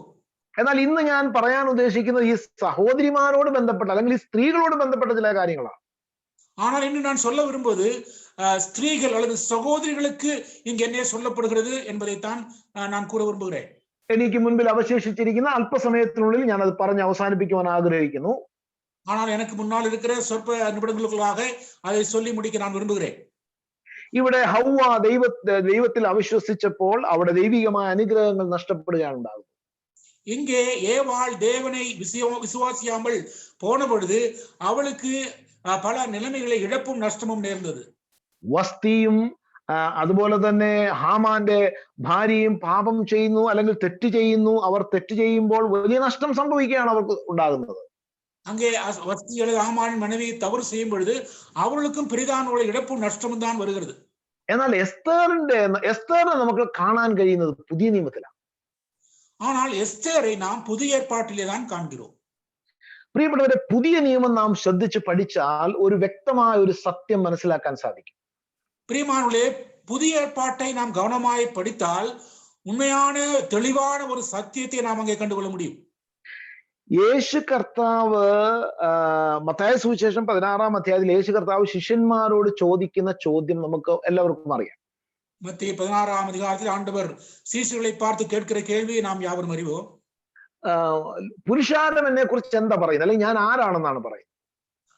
இங்கே மக்கள் என்னை குறித்து என்ன நினைக்கிறார்கள் என்று அவர் கேட்கிறார். അവിടുത്തെ വിശദീകരണം ഒക്കെ നമുക്കറിയാം. ചിലർ ഏലിയാവെന്നും പ്രവാചകനെന്നും യോഹന്നാൻ, അങ്ങനെ പലരും പല കാര്യങ്ങൾ പറയുന്നുണ്ട്. அந்த விளக்கத்தை நாம் பார்க்கிறோம். சிலர் எலியாவ் என்றும் தீர்க்கதரிசிகள் ஒருவன் என்றும் பலர் பலவாக கூறுவதை நாம் இங்கே வாசிக்கிறோம். ശിഷ്യന്മാരോട് ചോദിക്കുന്നുണ്ട്, നിങ്ങൾ എന്നെ ആരെന്ന് പറയും. சீசர்களை பார்த்து கேட்கிறார், நீங்கள் என்ன யார் என்கிறீர்கள் என்று கேட்டார். അവിടെ പത്രോസ് പറയുന്നുണ്ട്, നീ ജീവനുള്ള ദൈവത്തിന്റെ പുത്രനായ ക്രിസ്തുവാണ്. அங்கே பேதுரு சொல்கிறார், நீ ஜீவனுள்ள தேவனுடைய குமாரனாய் கிறிஸ்து என்கிறார். അവിടെ കർത്താവ് പറയുന്നുണ്ട്, പത്രോസെ, ഇത് ജഡരക്തങ്ങളല്ല, സ്വർഗസ്ഥനായ എന്റെ പിതാവ് അത്ര നിനക്ക് ഇത് വെളിപ്പെടുത്തിയത്. மாம்ச ரத்தம் அல்ல, பிதாவாக தேவன் தான் இவ்விதமான காரியங்களை உனக்கு வெளிப்படுத்தினார் என்று பேதுருவை பார்த்து ஆண்டவர் கூறினார். അപ്പോൾ ഇത് വെളിപ്പെടുത്തിയത് ദൈവമാണ് വെളിപ്പെടുത്തി കൊടുത്തത്. இந்த காரியத்தை தேவனே தான் அங்கே வெளிப்படுத்தி காண்பிக்கிறார். അപ്പൊ യേശു കർത്താവ് ദൈവപുത്രനാണെന്നുള്ള വിശ്വാസം ഈ ശിഷ്യന്മാർക്കുണ്ടായിരുന്നു. ஆண்டவராகிய இயேசு கிறிஸ்து தேவனுடைய குமாரன் என்பதை இந்த சீஷர்கள் விசுவாசித்தவர்களாகத்தான் இருந்தார்கள். ആ വിശ്വാസം അവരുടെ ഉറച്ച വിശ്വാസമായിരുന്നു ശിഷ്യന്മാരുടെ. அவருடைய அந்த விசுவாசம் ஊன்ற கட்டப்பட்டதாய் உறுதியானதாய் அது இருந்தது. അതുകൊണ്ടാണ് ഈ ശിഷ്യന്മാര്, നമുക്കറിയാം ശിഷ്യന്മാര് പറയുന്നുള്ളത് ഞങ്ങളിൽ ആരാണ് വലിയവൻ. ஆகவேதானே நாங்க வாசிக்கிறோம் அல்லவா, எங்களில் யார் பெரியவன் என்ற போட்டி அவர்களுக்குள்ளே வந்தது. ഇത് എന്തിനാണെന്ന് ചോദിച്ചാൽ യേശു കർത്താവ് രാജാവാണ്, ദൈവപുത്രനാണ്, രാജാവ് രാജ്യത്വം പ്രാപിക്കാൻ പോവുകയാണ്. அது என்னவென்று கேட்டால் இயேசு கிறிஸ்து தேவன், அவர் ராஜாவா இருக்கிறார், அவர் ராஜரீகம் பெறப்போகிறார். അതുകൊണ്ടാണ് യേശു കർത്താവ് ക്രൂശിക്കപ്പെടുന്നതിന് 2 ദിവസം മുൻപ് യോഹന്നാനും യാക്കോവും വന്ന കർത്താവിനോട് ഒരു ആവശ്യം പറയുന്നുണ്ട്. அதற்காக ஆண்டவர் இயேசு கிறிஸ்து சிலுவையில் அறையப்படுவதற்கு முன்பதாக யோவானும் யாக்கோவும் வந்து அவிடத்திலே ஒரு காரியத்தை கேட்கிறார்கள். നിന്റെ ഇടത്തും വലത്തും ഇരിക്കാനുള്ള അവകാശം, അധികാരം ഞങ്ങൾക്ക് തരണം. உம்முடைய இடதுபுறமாகவும் வலதுபுறமாகவும் உட்காரும் அந்த ஸ்லாக்கியத்தை எங்களுக்கு கொடுக்க வேண்டும் என்று கேட்டார்கள். പ്രിയപ്പെട്ടവരെ, ഈ ശിഷ്യന്മാർക്ക് യേശു കർത്താവ് മരിക്കുമെന്നുള്ള വിശ്വാസമില്ലായിരുന്നു. பிரியமானே, ஆண்டவராகிய இயேசு கிறிஸ்து மரித்து விடுவார் என்ற ஒரு காரியம் சீஷர்கள் அதை ஒருபோதும் நம்பவில்லை, அவர்கள் அப்படியாக விசுவாசிக்கவில்லை. ദൈവം മരിക്കുന്നത് എങ്ങനെയാണ് അത് അവർക്ക് വിശ്വസിക്കുവാൻ കഴിയുന്നില്ല. தேவன் மரிப்பாரா, அது எப்படி நம்புவது என்றுதான் அவர்களுக்கு இருந்தது. പ്രിയപ്പെട്ടവരെ, ലോകത്തിന്റെ നോട്ടത്തിൽ ലോകപ്രകാരം അവിശ്വസനീയമായ ഒരു കാര്യമാണത്. பிரியமான, உலகத்தின் பார்வையிலே அது நம்ப முடியாத ஒரு காரியமாகத்தான் இருக்கிறது. ദൈവമാണെങ്കിൽ ഒരിക്കലും മരിക്കുവാൻ കഴിയില്ല. தேவனாக இருந்தால் அவர் ஒருபோதும் மரிக்க முடியாதே. അതുകൊണ്ടാണ് പത്രോസ് കർത്താവിനോട് പറയുന്നത്, കർത്താവ് നിനക്ക് അങ്ങനെ സംഭവിക്കരുത് എന്നൊക്കെ പറയുന്നുണ്ട്. അപ്പൊ പറയുന്നുണ്ട്, സാത്താനെ എന്നെ വിട്ട് പോകുന്നൊക്കെ പറയുന്നുണ്ട് പത്രോസിനോട്. பேதுரு சொல்கிறார், உமக்கு அப்படி நிகழக்கூடாது என்றெல்லாம் சொல்லும் பொழுது பின்னாலே போ சாத்தானே என்று பேதுருவை ஆண்டவர் அதட்டுகிறார். പ്രിയപ്പെട്ടവരെ, പുതിയ നിയമത്തിൽ യേശു കർത്താവ് ദൈവമാണെന്നും യേശു കർത്താവ് മരിക്കുവാനുള്ളവനാണെന്നും പൂർണ്ണമായിട്ട് വിശ്വസിച്ചിരുന്നത് 2 സ്ത്രീകൾ മാത്രമാണ്. புதிய ஏற்பாட்டிலே ஆண்டவராகிய இயேசு கிறிஸ்து தேவனுடைய குமாரன் என்றும் அவர் மரிப்பார் என்றும் முழுமையாய் நம்பினவர்கள் 2 ஸ்திரீகள் தான். 2 പേരുടെയും പേര് മറിയ എന്നാണ്. 2 പേരുടെ பெயரும் மரியாள் என்பதாகும். ഒന്ന് യേശു കർത്താവിന്റെ അമ്മയായ മറിയാണ്. ஒன்று இயேசுவின் தாயாகிய மரியாள். രണ്ടാമത്തേത് ബേഥാനിയിലെ മറിയാണ്. இரண்டாவது பெத்தானியாவிலே இருந்ததான மரியாள். ഈ യേശുവിന്റെ അമ്മയായ മറിയയോട് ശിമയോൻ പറയുന്നുണ്ട്, നിന്റെ ഹൃദയത്തിൽ കൂടിയും ഒരു വാൾ കടക്കേണ്ടതാണ്. இந்த இயேசுவின் தாயாகிய மரியாளை பார்த்து சீமோன் கூறுகிறார், உன்னுடைய இருதயத்தையும் ஒரு பட்டயம் உருவி போடும் என்று சொல்கிறார். അപ്പോൾ മറിയയ്ക്ക്, യേശുവിന്റെ അമ്മയായ മറിയയ്ക്ക് വ്യക്തമായിട്ട് അറിയാം യേശു കർത്താവ് മരിക്കുവാനായിട്ടാണ് വന്നത്. இயேசுவின் தாயாகிய மரியாள் மிக தெளிவாய் அறிந்தால் அவர் மரிக்க போகிறார் என்பதை. എന്നാൽ എന്നെ അത്ഭുതപ്പെടുത്തിയ സ്ത്രീയാണ് ബേഥാനിയിലെ മറിയ. ஆனால் என்னை மிகவும் ஆச்சரியப்படுத்தின ஒரு ஸ்திரீ தான் பெத்தானியாவிலே இருந்ததான மரியாள். ലൂക്കോസിന്റെ സുവിശേഷം 10-ാം അധ്യായം അതിന്റെ 39-ാം വാക്യം നാം ഇങ്ങനെയാണ് വായിക്കുന്നത്, അവൾക്ക് മറിയ എന്ന ഒരു സഹോദരി ഉണ്ടായിരുന്നു, അവൾ കർത്താവിന്റെ കാൽക്കൽ ഇരുന്ന് അവന്റെ വചനം കേട്ടുകൊണ്ടിരുന്നു. லூக்கா 10:39 வாசிக்கிறோம், அவருக்கு மரியாள் என்ற ஒரு சகோதரி இருந்தால் அவர் ஆண்டவருடைய பாதத்திலே அமர்ந்து கொண்டு வசனத்தை கற்றுக்கொண்டிருந்தாள் என்று படிக்கிறோம். എന്നാൽ ഇവിടെ യേശു കർത്താവ് എന്താണ് മറിയോട് പറഞ്ഞതെന്ന് രേഖപ്പെടുത്തിയിട്ടില്ല. ஆனால் இயேசு கிறிஸ்து இந்த மரியாதத்திலே என்ன சொன்னார் என்று அங்கே சொல்லப்படுவதில்லை. എന്നാൽ ഈ മറിയയും മാർത്തയും ലാസറും യേശു കർത്താവ് ദൈവപുത്രനാണെന്ന് പൂർണ്ണമായിട്ട് വിശ്വസിച്ചു. ஆனால் இந்த மரியாளும் மார்த்தாளும் லாசரும் ஆண்டவராகிய இயேசு கிறிஸ்து தேவனுடைய குமாரன் என்பதை முழுமையாக விசுவாசத்திலாய் காணப்பட்டார்கள். അത് നാം യോഹന്നാന്റെ സുവിശേഷം വായിക്കുമ്പോൾ വ്യക്തമായിട്ട് മനസ്സിലാകുന്നുണ്ട്. நாம் யோவான் நற்செய்தியினுள்ளே அதை படிக்கும் பொழுது மிக தெளிவாக அதை நாம் அறிந்து கொள்ள முடியும். ഇനി നാം മത്തായി സുവിശേഷം 16-ാം അധ്യായത്തെ കുറിച്ച് ഞാൻ മുമ്പ് പറഞ്ഞിരുന്നു. மத்தேயு 16-ாம் அதிகாரத்தை குறித்து ஏற்கனவே நான் சொல்லியிருந்தேன். അവിടെ നീ ജീവനുള്ള ദൈവത്തിന്റെ പുത്രനായ ക്രിസ്തു ആണെന്ന് പറഞ്ഞു കഴിഞ്ഞപ്പോൾ തന്റെ മരണത്തെക്കുറിച്ചാണ് കർത്താവ് പറഞ്ഞത്. அங்கே நீ தேவனுடைய குமாரனாய் கிறிஸ்து என்று சொல்லப்பட்ட பொழுது ஆண்டவர் தம்முடைய மரணத்தை குறித்துதான் அங்கே அவர் சொல்கிறார். താൻ ദൈവപുത്രനാണെന്നുള്ള വിശ്വാസം വന്നു കഴിഞ്ഞപ്പോഴാണ് ശിഷ്യന്മാരോട് തന്റെ മരണത്തെക്കുറിച്ച് പറയാനായിട്ട് തുടങ്ങിയത്. தான் தேவனுடைய குமாரன் என்ற விசுவாசம் சீஷர்களுக்குள்ளே வந்த பிறகுதான் தம்முடைய மரணத்தை குறித்து சீஷர்களோடு அவர் சொல்கிறார். എന്നാൽ അവർ അത് വിശ്വസിച്ചില്ല. ஆனால் அதையும் அவர்கள் விசுவாசிக்கவில்லை. ഈ മറിയ യേശു കർത്താവ് ദൈവപുത്രനാണെന്ന് മനസ്സിലാക്കി യേശു കർത്താവിന്റെ കാൽക്കൽ ഇരിക്കുകയാണ്. இங்கே மரியாள் தேவனுடைய குமாரன் இவர்தான் என்று சொல்லி அவர் பாதத்திலே அமர்ந்து கற்றுக்கொள்ள உட்கார்ந்து இருக்கிறாள். ആ പാദപീഠത്തിൽ ഇരുന്നുകൊണ്ട് യേശു കർത്താവ് പറയുന്ന കാര്യങ്ങൾ മുഴുവൻ മറിയ കേട്ടു. அந்த பாதபடியிலே அமர்ந்து ஆண்டவர் அருளும் எல்லா வார்த்தைகளையும் கவனமாய் கேட்டுக்கொண்டிருந்தாள். അത് പൂർണ്ണമായിട്ട് മറിയ വിശ്വസിക്കുകയാണ്. அவைகள் யாவற்றையும் முழுமையாக மரியாள் விசுவாசித்தாள். കർത്താവ് മറിയോട് പറഞ്ഞത് തന്റെ മരണത്തെക്കുറിച്ചാണ്. ஆண்டவர் மரியாளத்திலே சொன்னது தம்முடைய மரணத்தை குறித்துதான் சொன்னார். എങ്ങനെ നമുക്കിത് മനസ്സിലാക്കാനായിട്ട് സാധിക്കും? இதை நாம் எப்படி புரிந்து கொள்ள முடியும்?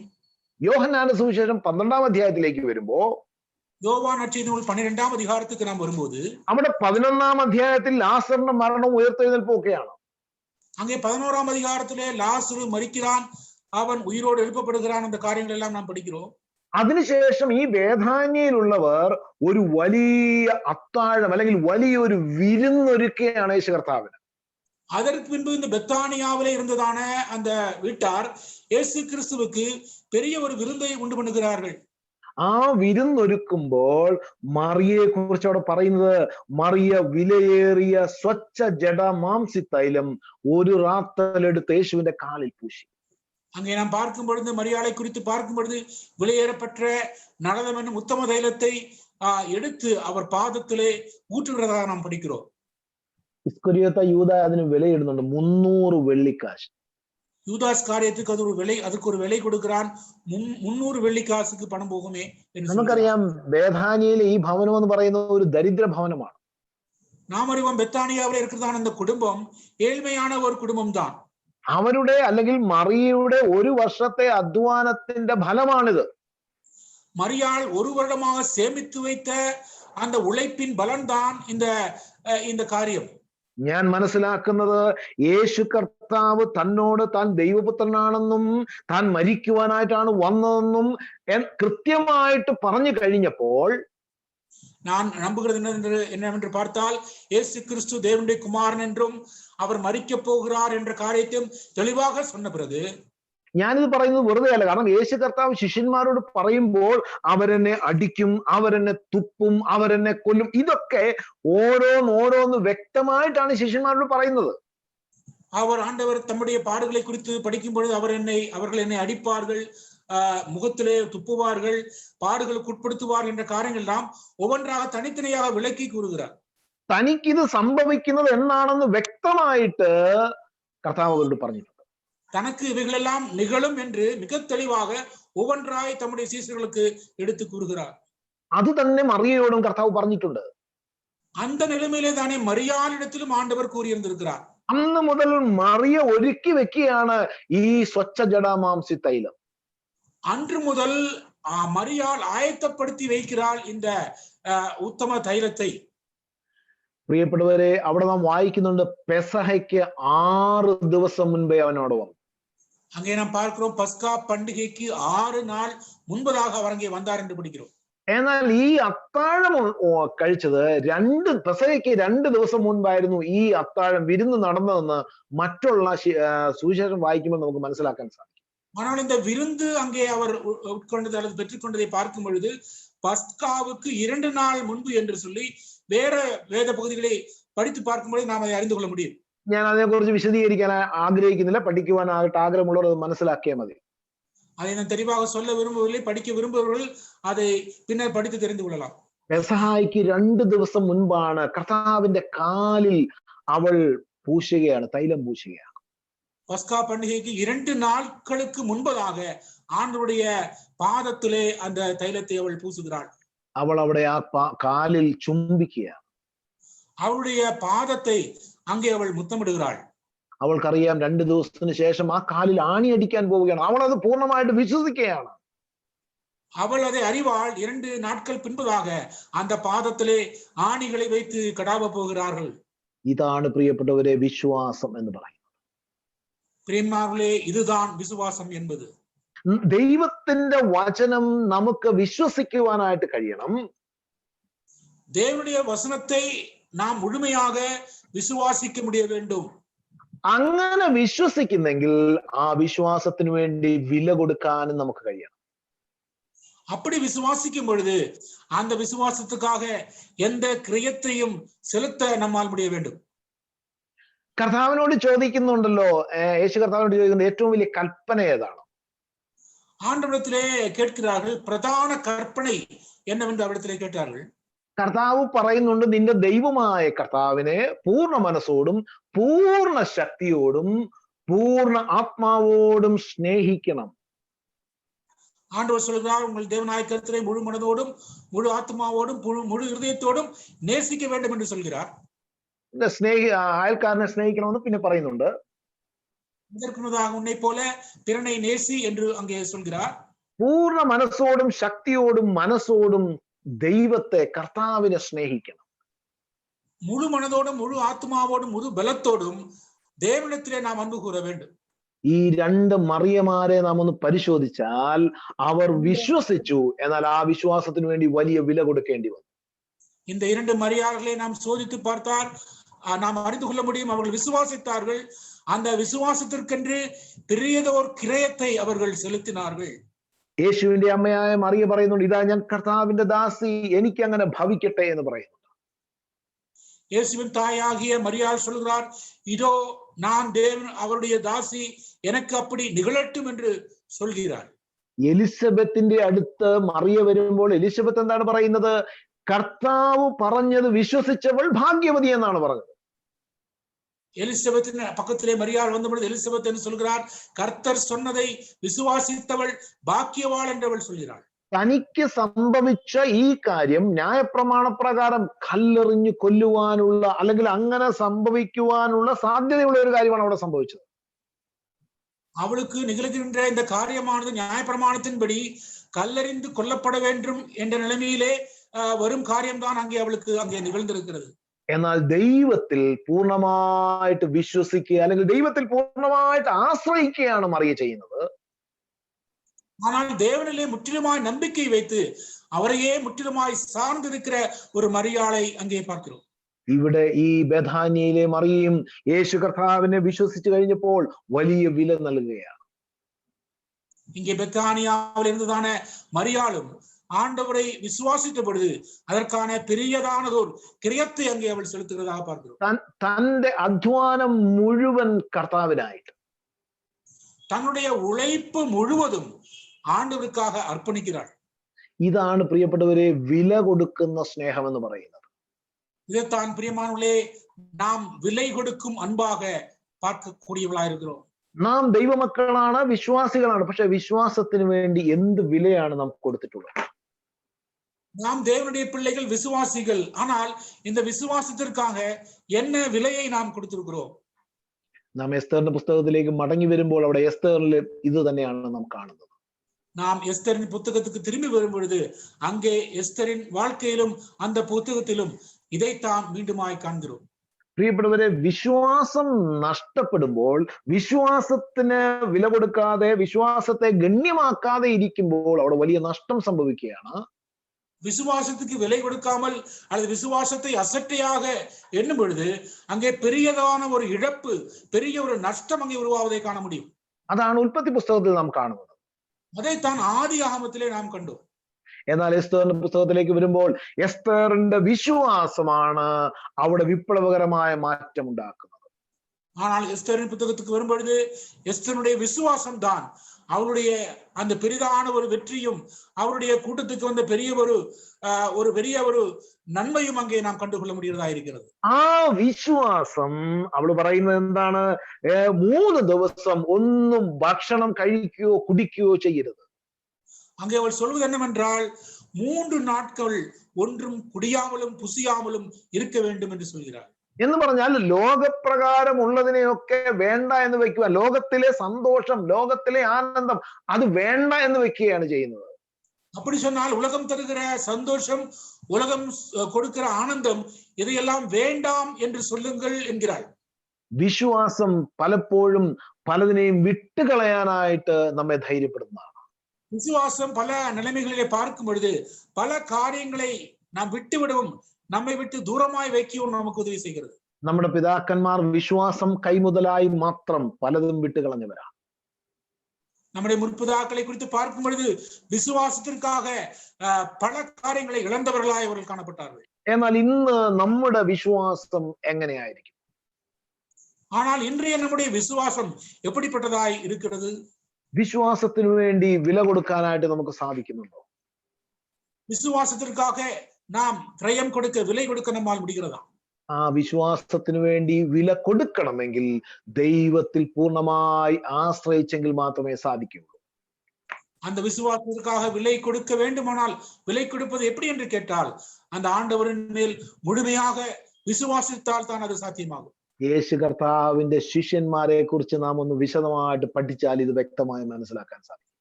ஆண்டவருடைய சீடர்களாக இருந்தவர்களை குறித்து விரிவாக நாம் படித்தால் இந்த காரியத்தை தெளிவாக நாம் அறிந்து கொள்ள முடியும். യേശു കർത്താവിന്റെ മരണത്തിന് മുൻപ് പത്രോസ് എങ്ങനെയായിരുന്നു നമുക്കറിയാം. ஆண்டவருடைய மரணத்துக்கு முன்பதாக பேதுருவின் நிலைமை எப்படியா இருந்தது என்பதை நாம் அறிவோம். യാക്കോബും യോഹന്നാനും ഒക്കെ അവരുടെ ആഗ്രഹങ്ങളൊക്കെ നമുക്കറിയാം. யாக்கோபு, யோவான் அவருடைய விருப்பமும் நேட்டமும் என்னவாய் இருந்தது என்பதையும் நாம் அறிவோம். അന്ത്രയോസിനെ കുറിച്ചൊക്കെ വളരെ രസകരമായ കാര്യങ്ങൾ അവിടെ രേഖപ്പെടുത്തിയിട്ടുണ്ട്. அந்திரேயை குறித்தெல்லாம் பார்க்கும் பொழுது மிகவும் அழகாக பல காரியங்கள் அங்கே சொல்லப்படுகிறது. എന്നാൽ യേശു കർത്താവിന്റെ മരണത്തിനും ഉയർത്തെഴുന്നേൽപ്പിനും ശേഷം ധൈര്യത്തോടെ അവർ വില കൊടുക്കുന്നത് നാം കാണുന്നു. ஆனால் ஆண்டவருடைய மரணத்துக்கு முன்பதாக, அவருடைய உயிர்த்தெழுந்ததற்கு முன்பதாக ஆண்டவரிடத்திலே பெரிதான ஒரு விலையை, கிரயத்தை அங்கே அவள் திரும்ப செலுத்துவதாக பார்க்கிறோம். ദൈവത്തെക്കാൾ വലുതായിട്ട്, കർത്താവിനേക്കാൾ വലുതായിട്ട് മറ്റൊന്നും അവർ കാണുന്നില്ല. ஆண்டவரை காட்டிலும் பெரிதாக வேற உலகத்தின் எந்த காரியங்களையும் அவர்கள் பின்னர் அவர்கள் பார்க்கவில்லை. ഇത് തന്നെയാണ് പ്രിയപ്പെട്ടവരെ എസ്തേറിൽ നാം കാണുന്ന വിഷയം. இதைத்தான் பிரியமானவர்களே எஸ்தரின் புத்தகத்திலும் நாம் படிக்கிறவர்களாய் காணப்படுகிறோம். എസ്തേറിന് മറ്റു കാര്യങ്ങളും, താൻ രാജ്ഞിയാണ്, തനിക്ക് അവിടെ പല കാര്യങ്ങളുണ്ട്. പക്ഷെ അതൊന്നും തനിക്ക് വേണ്ട. തനിക്ക് വേണ്ടിയത് വിടുതലാണ്. തനിക്ക് വേണ്ടിയത് ദൈവം പ്രവർത്തിക്കുക എന്നുള്ളതാണ്. அவளுக்கு, அவள் ராணியாய் இருக்கிறாள், அவளுக்கு எல்லா வசதிகளும் இருக்கிறது, பல சௌகரியங்கள் இருக்கிறது. அதெல்லாம் அவள் பார்ப்பதில்லை. அவள் பார்ப்பதும், அவள் விரும்புவதெல்லாம் ஒரு விடுதலை. அவளுடைய ஜனத்திற்கு ஒரு பெரிய ஒரு விடுதலை வேண்டும் என்பதுதான் அவளுடைய நோக்கமாயிருந்தது. വില കൊടുക്കുന്ന വിശ്വാസത്തിന്റെ മുൻപിൽ ദൈവം പ്രവർത്തിക്കും, സ്വർഗം ചലിക്കും എന്നുള്ളത് നാം മനസ്സിലാക്കേണ്ട സത്യമാണ്. விலை கொடுக்கும் விசுவாசத்துக்கு முன்பதாக பரலோகம் அசையும், தேவன் இறங்கி அதிலே கிரியை நடப்பிப்பார் என்பதைத்தான் நாம் அறிகிறோம். പ്രിയപ്പെട്ടവരെ, നമ്മുടെ ദൈവത്തിൽ, നമ്മുടെ കർത്താവിൽ പൂർണ്ണമായിട്ട് നമുക്ക് ആശ്രയിക്കാം. பிரியமானவர்களே, நமது ஆண்டவரிடத்திலே, நம்முடைய தேவனிடத்திலே முழுமையாக நம்முடைய விசுவாசத்தை வைப்போம். വലിയ പ്രതിസന്ധികളിൽ കൂടി, വലിയ പ്രതികൂലങ്ങളിൽ കൂടിയാണ് നാം കടന്നു പോകുന്നത്. இன்றைய சூழலை பார்க்கும் பொழுது இக்கட்டான பல கஷ்டமான சூழ்நிலையின் வழியாகத்தான் நாம் சென்று கொண்டிருக்கிறோம். പലരും പ്രതികൂലങ്ങളും പ്രതിസന്ധികളും എന്ന് പറയുമ്പോൾ ഇന്നത്തെ കോവിഡും രോഗവും ഒക്കെയാണ് പ്രതിസന്ധിയെ കാണുന്നത്. இன்று இக்கட்டுகள் சூழ்நிலை மாறாக இருக்கிறது என்று பார்க்கும் பொழுது அநேகர் இன்று இருக்கிறதான கோவிட், അതുപോലെ പല நோய்களை குறித்து தான் நினைக்கிறார்கள். എന്നാൽ നമ്മിൽ പലരും മനസ്സിലാക്കാത്ത വലിയൊരു ആത്മീയ പ്രതിസന്ധിയിൽ കൂടിയാണ് പ്രിയപ്പെട്ടവരെ നാം കടന്നു പോയിക്കൊണ്ടിരിക്കുന്നത്. பிரியமானவர்களே, நாம் யாவரும் அறிந்திராத அல்லது உணராமல் இருக்கிற பெரிதானது ஒரு ஆவிக்குரிய இக்கட்டிலே, ஒரு பெரிய துன்பமான வேளையிலே தான் நாம் யாவரும் கடந்து போய் கொண்டிருக்கிறோம். അടുത്ത ഒരു തലമുറ വിശ്വാസത്തിൽ നിന്ന് പോയിക്കൊണ്ടിരിക്കുകയാണെന്നുള്ള സത്യം നാം മനസ്സിലാക്കണം. அடுத்ததான ஒரு தலைமுறை விசுவாசத்தை விட்டு அகன்று போய்கொண்டிருக்கிறது என்பது பெரிதான ஒரு உண்மையாகத்தான் இருக்கிறது. ആത്മീയമായിട്ട് യാതൊന്നുമില്ലാത്ത, മരിച്ചുകൊണ്ടിരിക്കുന്ന, കൂട്ടായ്മയില്ലാത്ത, ദൈവികമായ വചന പഠനമില്ലാത്ത, ദൈവഭയമില്ലാത്ത ഒരു തലമുറയാണ് നമുക്ക് കാണുവാൻ സാധിക്കുന്നത്. ஆவிக்குரிய நிலைமையிலே, மரிக்கின்ற நிலைமையிலே வேதவசனத்தை தியானியாமல், அதன் மேல் பற்றுதல் இல்லாமல், உலகத்தின் பின்னால் சென்று கொண்டிருக்கிற ஒரு பின் தலைமுறையைத்தான் நாம் இங்கே பார்க்கிறவர்களாக இருக்கிறோம். പ്രിയപ്പെട്ടവരെ, വിശ്വാസത്തിന് വേണ്ടി വില കൊടുക്കുന്നെങ്കിൽ കരയുവാനായിട്ടിടയാകണം, പ്രാർത്ഥിക്കുവാനിടയാകണം, ദൈവത്തോട് ചോദിച്ചു വാങ്ങുവാനായിട്ടിടയാകണം. വിശ്വാസത്തോടെ ദൈവത്തിൽ നാം ആശ്രയിക്കുന്നെങ്കിൽ ഈ പ്രതിസന്ധികളെ നമുക്ക് നേരിടാനായിട്ട് സാധിക്കും. பிரியமான விசுவாசத்திலே நாம் விலை கொடுப்பது என்று சொன்னால் நாம் தேவ சமூகத்திலே அழுது ஜெபிக்க வேண்டும், அதற்கான கிரயத்தை கொடுக்க வேண்டும். நாம் அவ்விதமான சூழலை நம்முடைய வாழ்க்கையிலே உருவாக்க முற்பட்டு வர வேண்டியவர்களா இருக்கிறோம். പ്രിയപ്പെട്ടവരെ, ഈ നാളുകളിൽ ചെറിയ കുറച്ച് കുടുംബങ്ങൾ മാത്രമേ ഉള്ളൂ പ്രശ്നങ്ങളും പ്രതികൂലങ്ങളും ഒന്നും ഇല്ലാതെ ആത്മീയമായ സന്തോഷമായിട്ട് കടന്നു പോകുന്നത്. இந்த நாட்களை நாம் பார்க்கும்போது சொற்ப சில குடும்பங்கள் தான் ஆவிக்குரிய பிரச்சனை இல்லாமல், இக்கட்டான சூழ்நிலை இல்லாமல் இந்த உலகத்திலே இன்று வாழ்ந்து கொண்டிருக்கிறார்கள். എന്നാൽ നല്ലൊരു ഭാഗവും പിശാച് തകർന്നു പോയിക്കൊണ്ടിരിക്കുകയാണ്. ഇതിന് മുൻപാകെ കരയുവാനായിട്ട്, പ്രാർത്ഥിക്കുവാനായിട്ട് നമുക്ക് കഴിയണം പ്രിയപ്പെട്ട.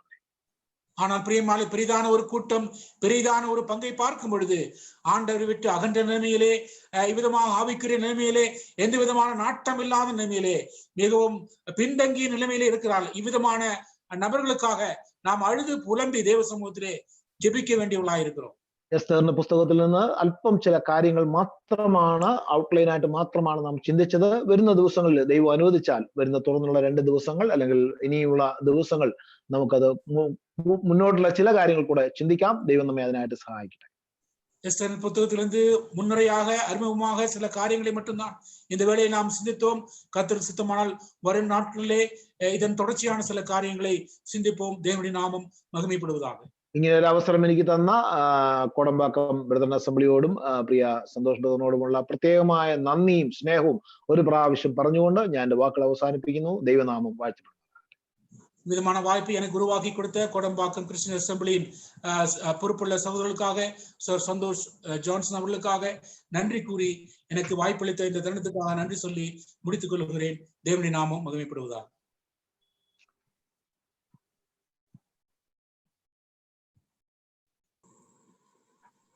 Praise be to God.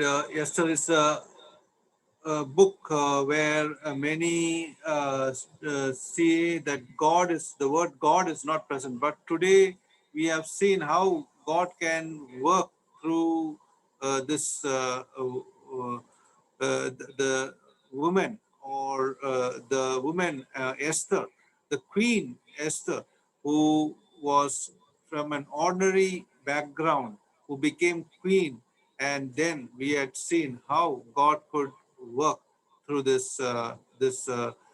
woman Esther, and what decision she had taken in faith, that there was some kind of important decision, that fasting and prayer, the kind of crying she would have made that those days, 3 days, that no one should have any food. And that is the kind of commitment and importance. And she knew there is something which she had to do so that God's kingdom would not be given away and the Satan could be destroyed. The Lord has done wonderfully well through this woman and Queen Esther. And then we see how she approaches the king in faith. There is something amazing that we can see through these 2 verses. The woman Esther had, the Queen Esther had gone before the king and told these words we see in that chapter 5. And thus it has gone that the commitment is only that is very important, that we have to see that fasting and prayer. And we have to understand what kind of circumstances we are all going through. We cannot underestimate this. We cannot just take it for granted that everything will be okay in all the material lives. But remember, there's a spiritual life that the Satan is trying to destroy. So let us be very careful, be diligent, as Apostle Peter tells in 1 Peter 5:8, be sober and be diligent, that the devil as a roaring lion doesn't devour us. So may we be sober and diligent. Sober means we have to be a bit committed, and diligent, wise enough to be away from the wiles of the devil. Thank you, Biju Chain, for the word you have brought from the book of Esther. May the good Lord continue to use you wherever you carry the word of God, the light of God to others, so that those who hear it may understand that come closer to the heart of God, to the love of God, so that the name of the Lord would be greatly manifested and increased in their lives. Thank you very much for the word you have brought this evening time.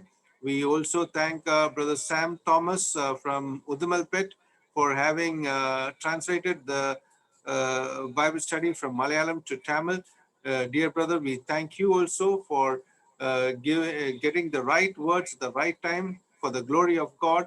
May the good Lord be with both of you as you people in that respective places may continue to glow for the glory of God. We also thank Sister Della Biju for having sang the two songs wonderfully, beautifully. May the good Lord be with you also in Delhi. And we also thank all the dear ones, participants, for joining in and making it a day, not only for yourself, but also for us. And above all, the name of the Lord would be magnified through each one of us, through the word that we have heard from Esther. And let us make a commitment that the day is coming, we would be more committed with the lives or the spiritual lives of ours and the next generation for the glory of God. Once again, we thank each one of you for joining, and may you gain more and more from the word of God and come close to the heart of God. With this, we are closing the evening Bible study with a prayer. I request Brother Sadhu Sundar from Bangalore to close the meeting with a word of prayer. He was the ex-elder of Erode Assembly. We thank him for his wisdom. Now and then he grants us. May we request Brother Sadhu Sundar from Bangalore to close the meeting with a word of prayer. Over to Brother Sadhu Sundar Achai. நாம் ஜெபிப்போம்.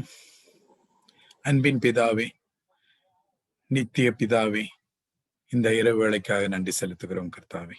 இந்த இரவு வேளையில் உம்முடைய சத்திய வசனத்திலிருந்து நல் பொக்கிஷங்களை காணும்படியான கண்களை நீர் எங்களுக்கு திறந்ததுக்காக நன்றி செலுத்துகிறோம். இந்த வேளையில் எங்களுடைய ஆண்டவரும் இரட்சகருமாய் இயேசு கிறிஸ்துவுக்காக நன்றி செலுத்துகிறோம். அவர் மூலமாய் எங்களுக்கு கொடுக்கப்பட்ட வெளியேற பெற்ற விசுவாசத்திற்காக, வெளியேற பெற்ற ரட்சிப்புக்காக, உம்முடைய பிள்ளைகள் என்ற அதிகாரத்திற்காக நன்றி செலுத்துகிறோம் கர்த்தாவே. இந்த நாளில் நீர் ஆயத்தப்படுத்தி வைத்திருந்த இந்த 225வது கூட்டத்திற்காக நன்றி செலுத்துகிறோம் கர்த்தாவே. இந்த கூட்டத்தில் நாங்கள் கேட்ட வார்த்தைகளை கொடுக்கும்படியாக நீர் ஆயத்தப்படுத்திய அன்பு சகோதரன் பிஜு வர்கீஸ்க்காக நன்றி செலுத்துகிறோம். அவரை நீர் பலப்படுத்தி ஞானத்தால் நிரப்பியதற்காக நன்றி செலுத்துகிறோம். அவருடைய வார்த்தைகளை எங்களை தமிழில் அழகாக மொழிபெயர்த்த அன்பு சகோதரன் சாம் தாமஸ்க்காக நன்றி செலுத்துகிறோம். உடுமலையில் அவர் செய்யும் ஊழியத்திற்காக நன்றி செலுத்துகிறோம் கர்த்தாவி. உம்முடைய நாமத்தை இவர்கள் ஏகோபித்து பிரஸ்தாபப்படுத்தும்படியான இந்த வேலையை நீர் ஆசீர்வாதத்துக்காக நன்றி செலுத்துகிறோம். அதே வண்ணம் சகோதரி டெல்லா பிஜுவை நாங்கள் நினைவு கூறுகிறோம். உம்முடைய நாமத்தை அவர்கள் தங்களுடைய பாடல்களும் தங்களுடைய கொடுக்கப்பட்ட தாளந்து மூலமாக உயர்த்தி பிடித்ததற்காக நன்றி செலுத்துகிறோம். தொடர்ந்து இவர்களை உம்முடைய கரத்திலே பயன்படுத்தி உம்முடைய நாமத்தை நீர் உயர்த்தி கொள்ள வேண்டுமா வேண்டது செய்கிறோம். நாங்கள் எஸ்தர் புத்தகத்திலிருந்து கற்றுக்கொண்ட மேலான சத்தியங்களுக்காக நன்றி செலுத்துகிறோம் கர்த்தாவே. இந்த எஸ்தர் புத்தகம் வேதாகமத்தை தன்னுள்ளே முழுமையாக அடுக்கிக் கொண்ட ஒரு சிறு புத்தகமாக இருப்பது என்பதை நாங்கள் கண்டு கொண்டோம் கர்த்தாவே. ஒரு விசுவாசி எவ்விதமாக இந்த உலகத்தில் வாழ வேண்டும் என்ற படிப்பினையை எஸ்தர் எங்களுக்கு கொடுத்துக்காக நன்றி செலுத்துகிறோம். நாங்கள் கொண்டுள்ள எங்களுடைய விசுவாசத்திற்கு நாங்கள் செலுத்த வேண்டிய ஒரு விலை உண்டு, கிரயம் உண்டு என்பதை எங்களை நினைப்பூட்டதற்காக நன்றி செலுத்துகிறோம். நெருக்கடியான வேளைகள் நாங்கள் வாழ்ந்து கொண்டிருக்கிறோம் என்பது இந்த நோயுள்ள காலங்கள் மட்டுமல்ல என்பதையும் நாங்கள் உணர்ந்து கொண்டோம் கர்த்தாவே. எங்களுக்கு பின்வரும் சந்ததிகள் உம்முடைய வசனத்திலிருந்து விலகி, உம்முடைய விசுவாசத்திலிருந்து விலகி, ஒரு பிடிப்பில்லாமல் நிர்விசாரமாய் இருக்கிற காலங்களை நாங்கள் பார்க்கிறோம். அதற்காக நாங்கள் கருத்துள்ளவர்களாக, கண்ணீர் விடுகிறவர்களாக, அவர்களுக்காக நாங்கள் எங்களை அர்ப்பணிக்கிறவர்களாக இருக்க உதவி செய்யும் கர்த்தாவே.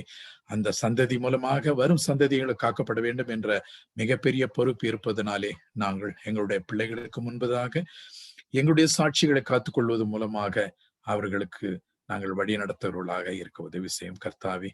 எஸ்தரை போல தன்னுடைய உயிரை பணயம் வைத்து தன்னுடைய உலக விருப்பங்களை, உலக தேவைகள் அனைத்தையும் விலக்கி வைத்து அவள் உபவாசித்தது போல நாங்களும் எங்களுக்கு விருப்பம் உள்ள காரியங்களது விலகி நின்று தெய்வத்தினுடைய ஒரே நோக்கத்தை நாங்கள் நிறைவேற்றுவர்களாக இருக்க எங்களை பலப்படுத்தீர்களும். இந்த வேளையில் நீர் கூட்டி சேர்த்த நம்முடைய பிள்ளைகளுக்காக நன்றி செலுத்துகிறோம். அவர்களுடைய ஆத்ம தாகத்திற்காக நன்றி செலுத்துகிறோம். உடைய வசனத்தை கிரமமாய் கற்றுக்கொள்ள வேண்டும் என்ற விருப்பத்திற்காக நன்றி செலுத்துகிறோம் கர்த்தாவே. கற்றுக்கொண்ட பாடங்களை, கற்றுக்கொண்டுள்ள கருத்துக்களை நாங்கள் மனதில் பதிய வைத்தவர்களாக நாங்கள் வரும் நாளுகளை பிரயோஜனப்படுத்திக் கொள்ள உதவி செய்யும். இந்த கூட்டங்களுக்காக பிரயாசப்படுகிற அன்பு சகோதரன் சந்தோஷ் ஜான்சனுக்காக நன்றி செலுத்துகிறோம் கர்த்தாவே. கோடம்பாக்கம் சபையாருக்காக நன்றி செலுத்துகிறோம். GLM புக் மினிஸ்ட்ரிக்காக நன்றி செலுத்துகிறோம். உம்முடைய நாமத்தை இவர்கள் மூலமாக நீர் உயர்த்தி கொள்வதற்காக, மகிமைப்படுத்துவதற்காக நன்றி செலுத்துகிறோம். மீண்டுமாக உம்முடைய ஒப்பற்ற நாமத்தை நாங்கள் ஸ்தோத்தரிக்கிறோம். நீர் காட்டிய கிருபைகளுக்காக நன்றி செலுத்துகிறோம். நீர் கொடுத்த நல் வழிநடத்தலுக்காக நன்றி செலுத்துகிறோம். துதி கன மகிமை யாவற்றும் உமக்கே செலுத்துகிறோம். இரட்சகரும் மீட்பரும் ஆண்டவருமாகிய இயேசு கிறிஸ்து மூலமாய் வேண்டிக் கொள்கிறோம் எங்கள் நல்ல பிதாவே. ஆமேன்.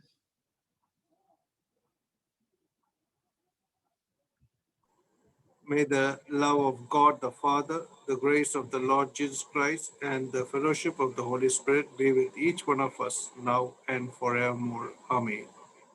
Thank you, Sadhu Sundar brother Achain, for the prayer, closing prayer. May the blessed Lord be with you. And we thank all of you for joining in, and we shall meet, God willing, tomorrow evening at the same time at 6:45. Till then, may the blessed Lord be with each one of us. God bless.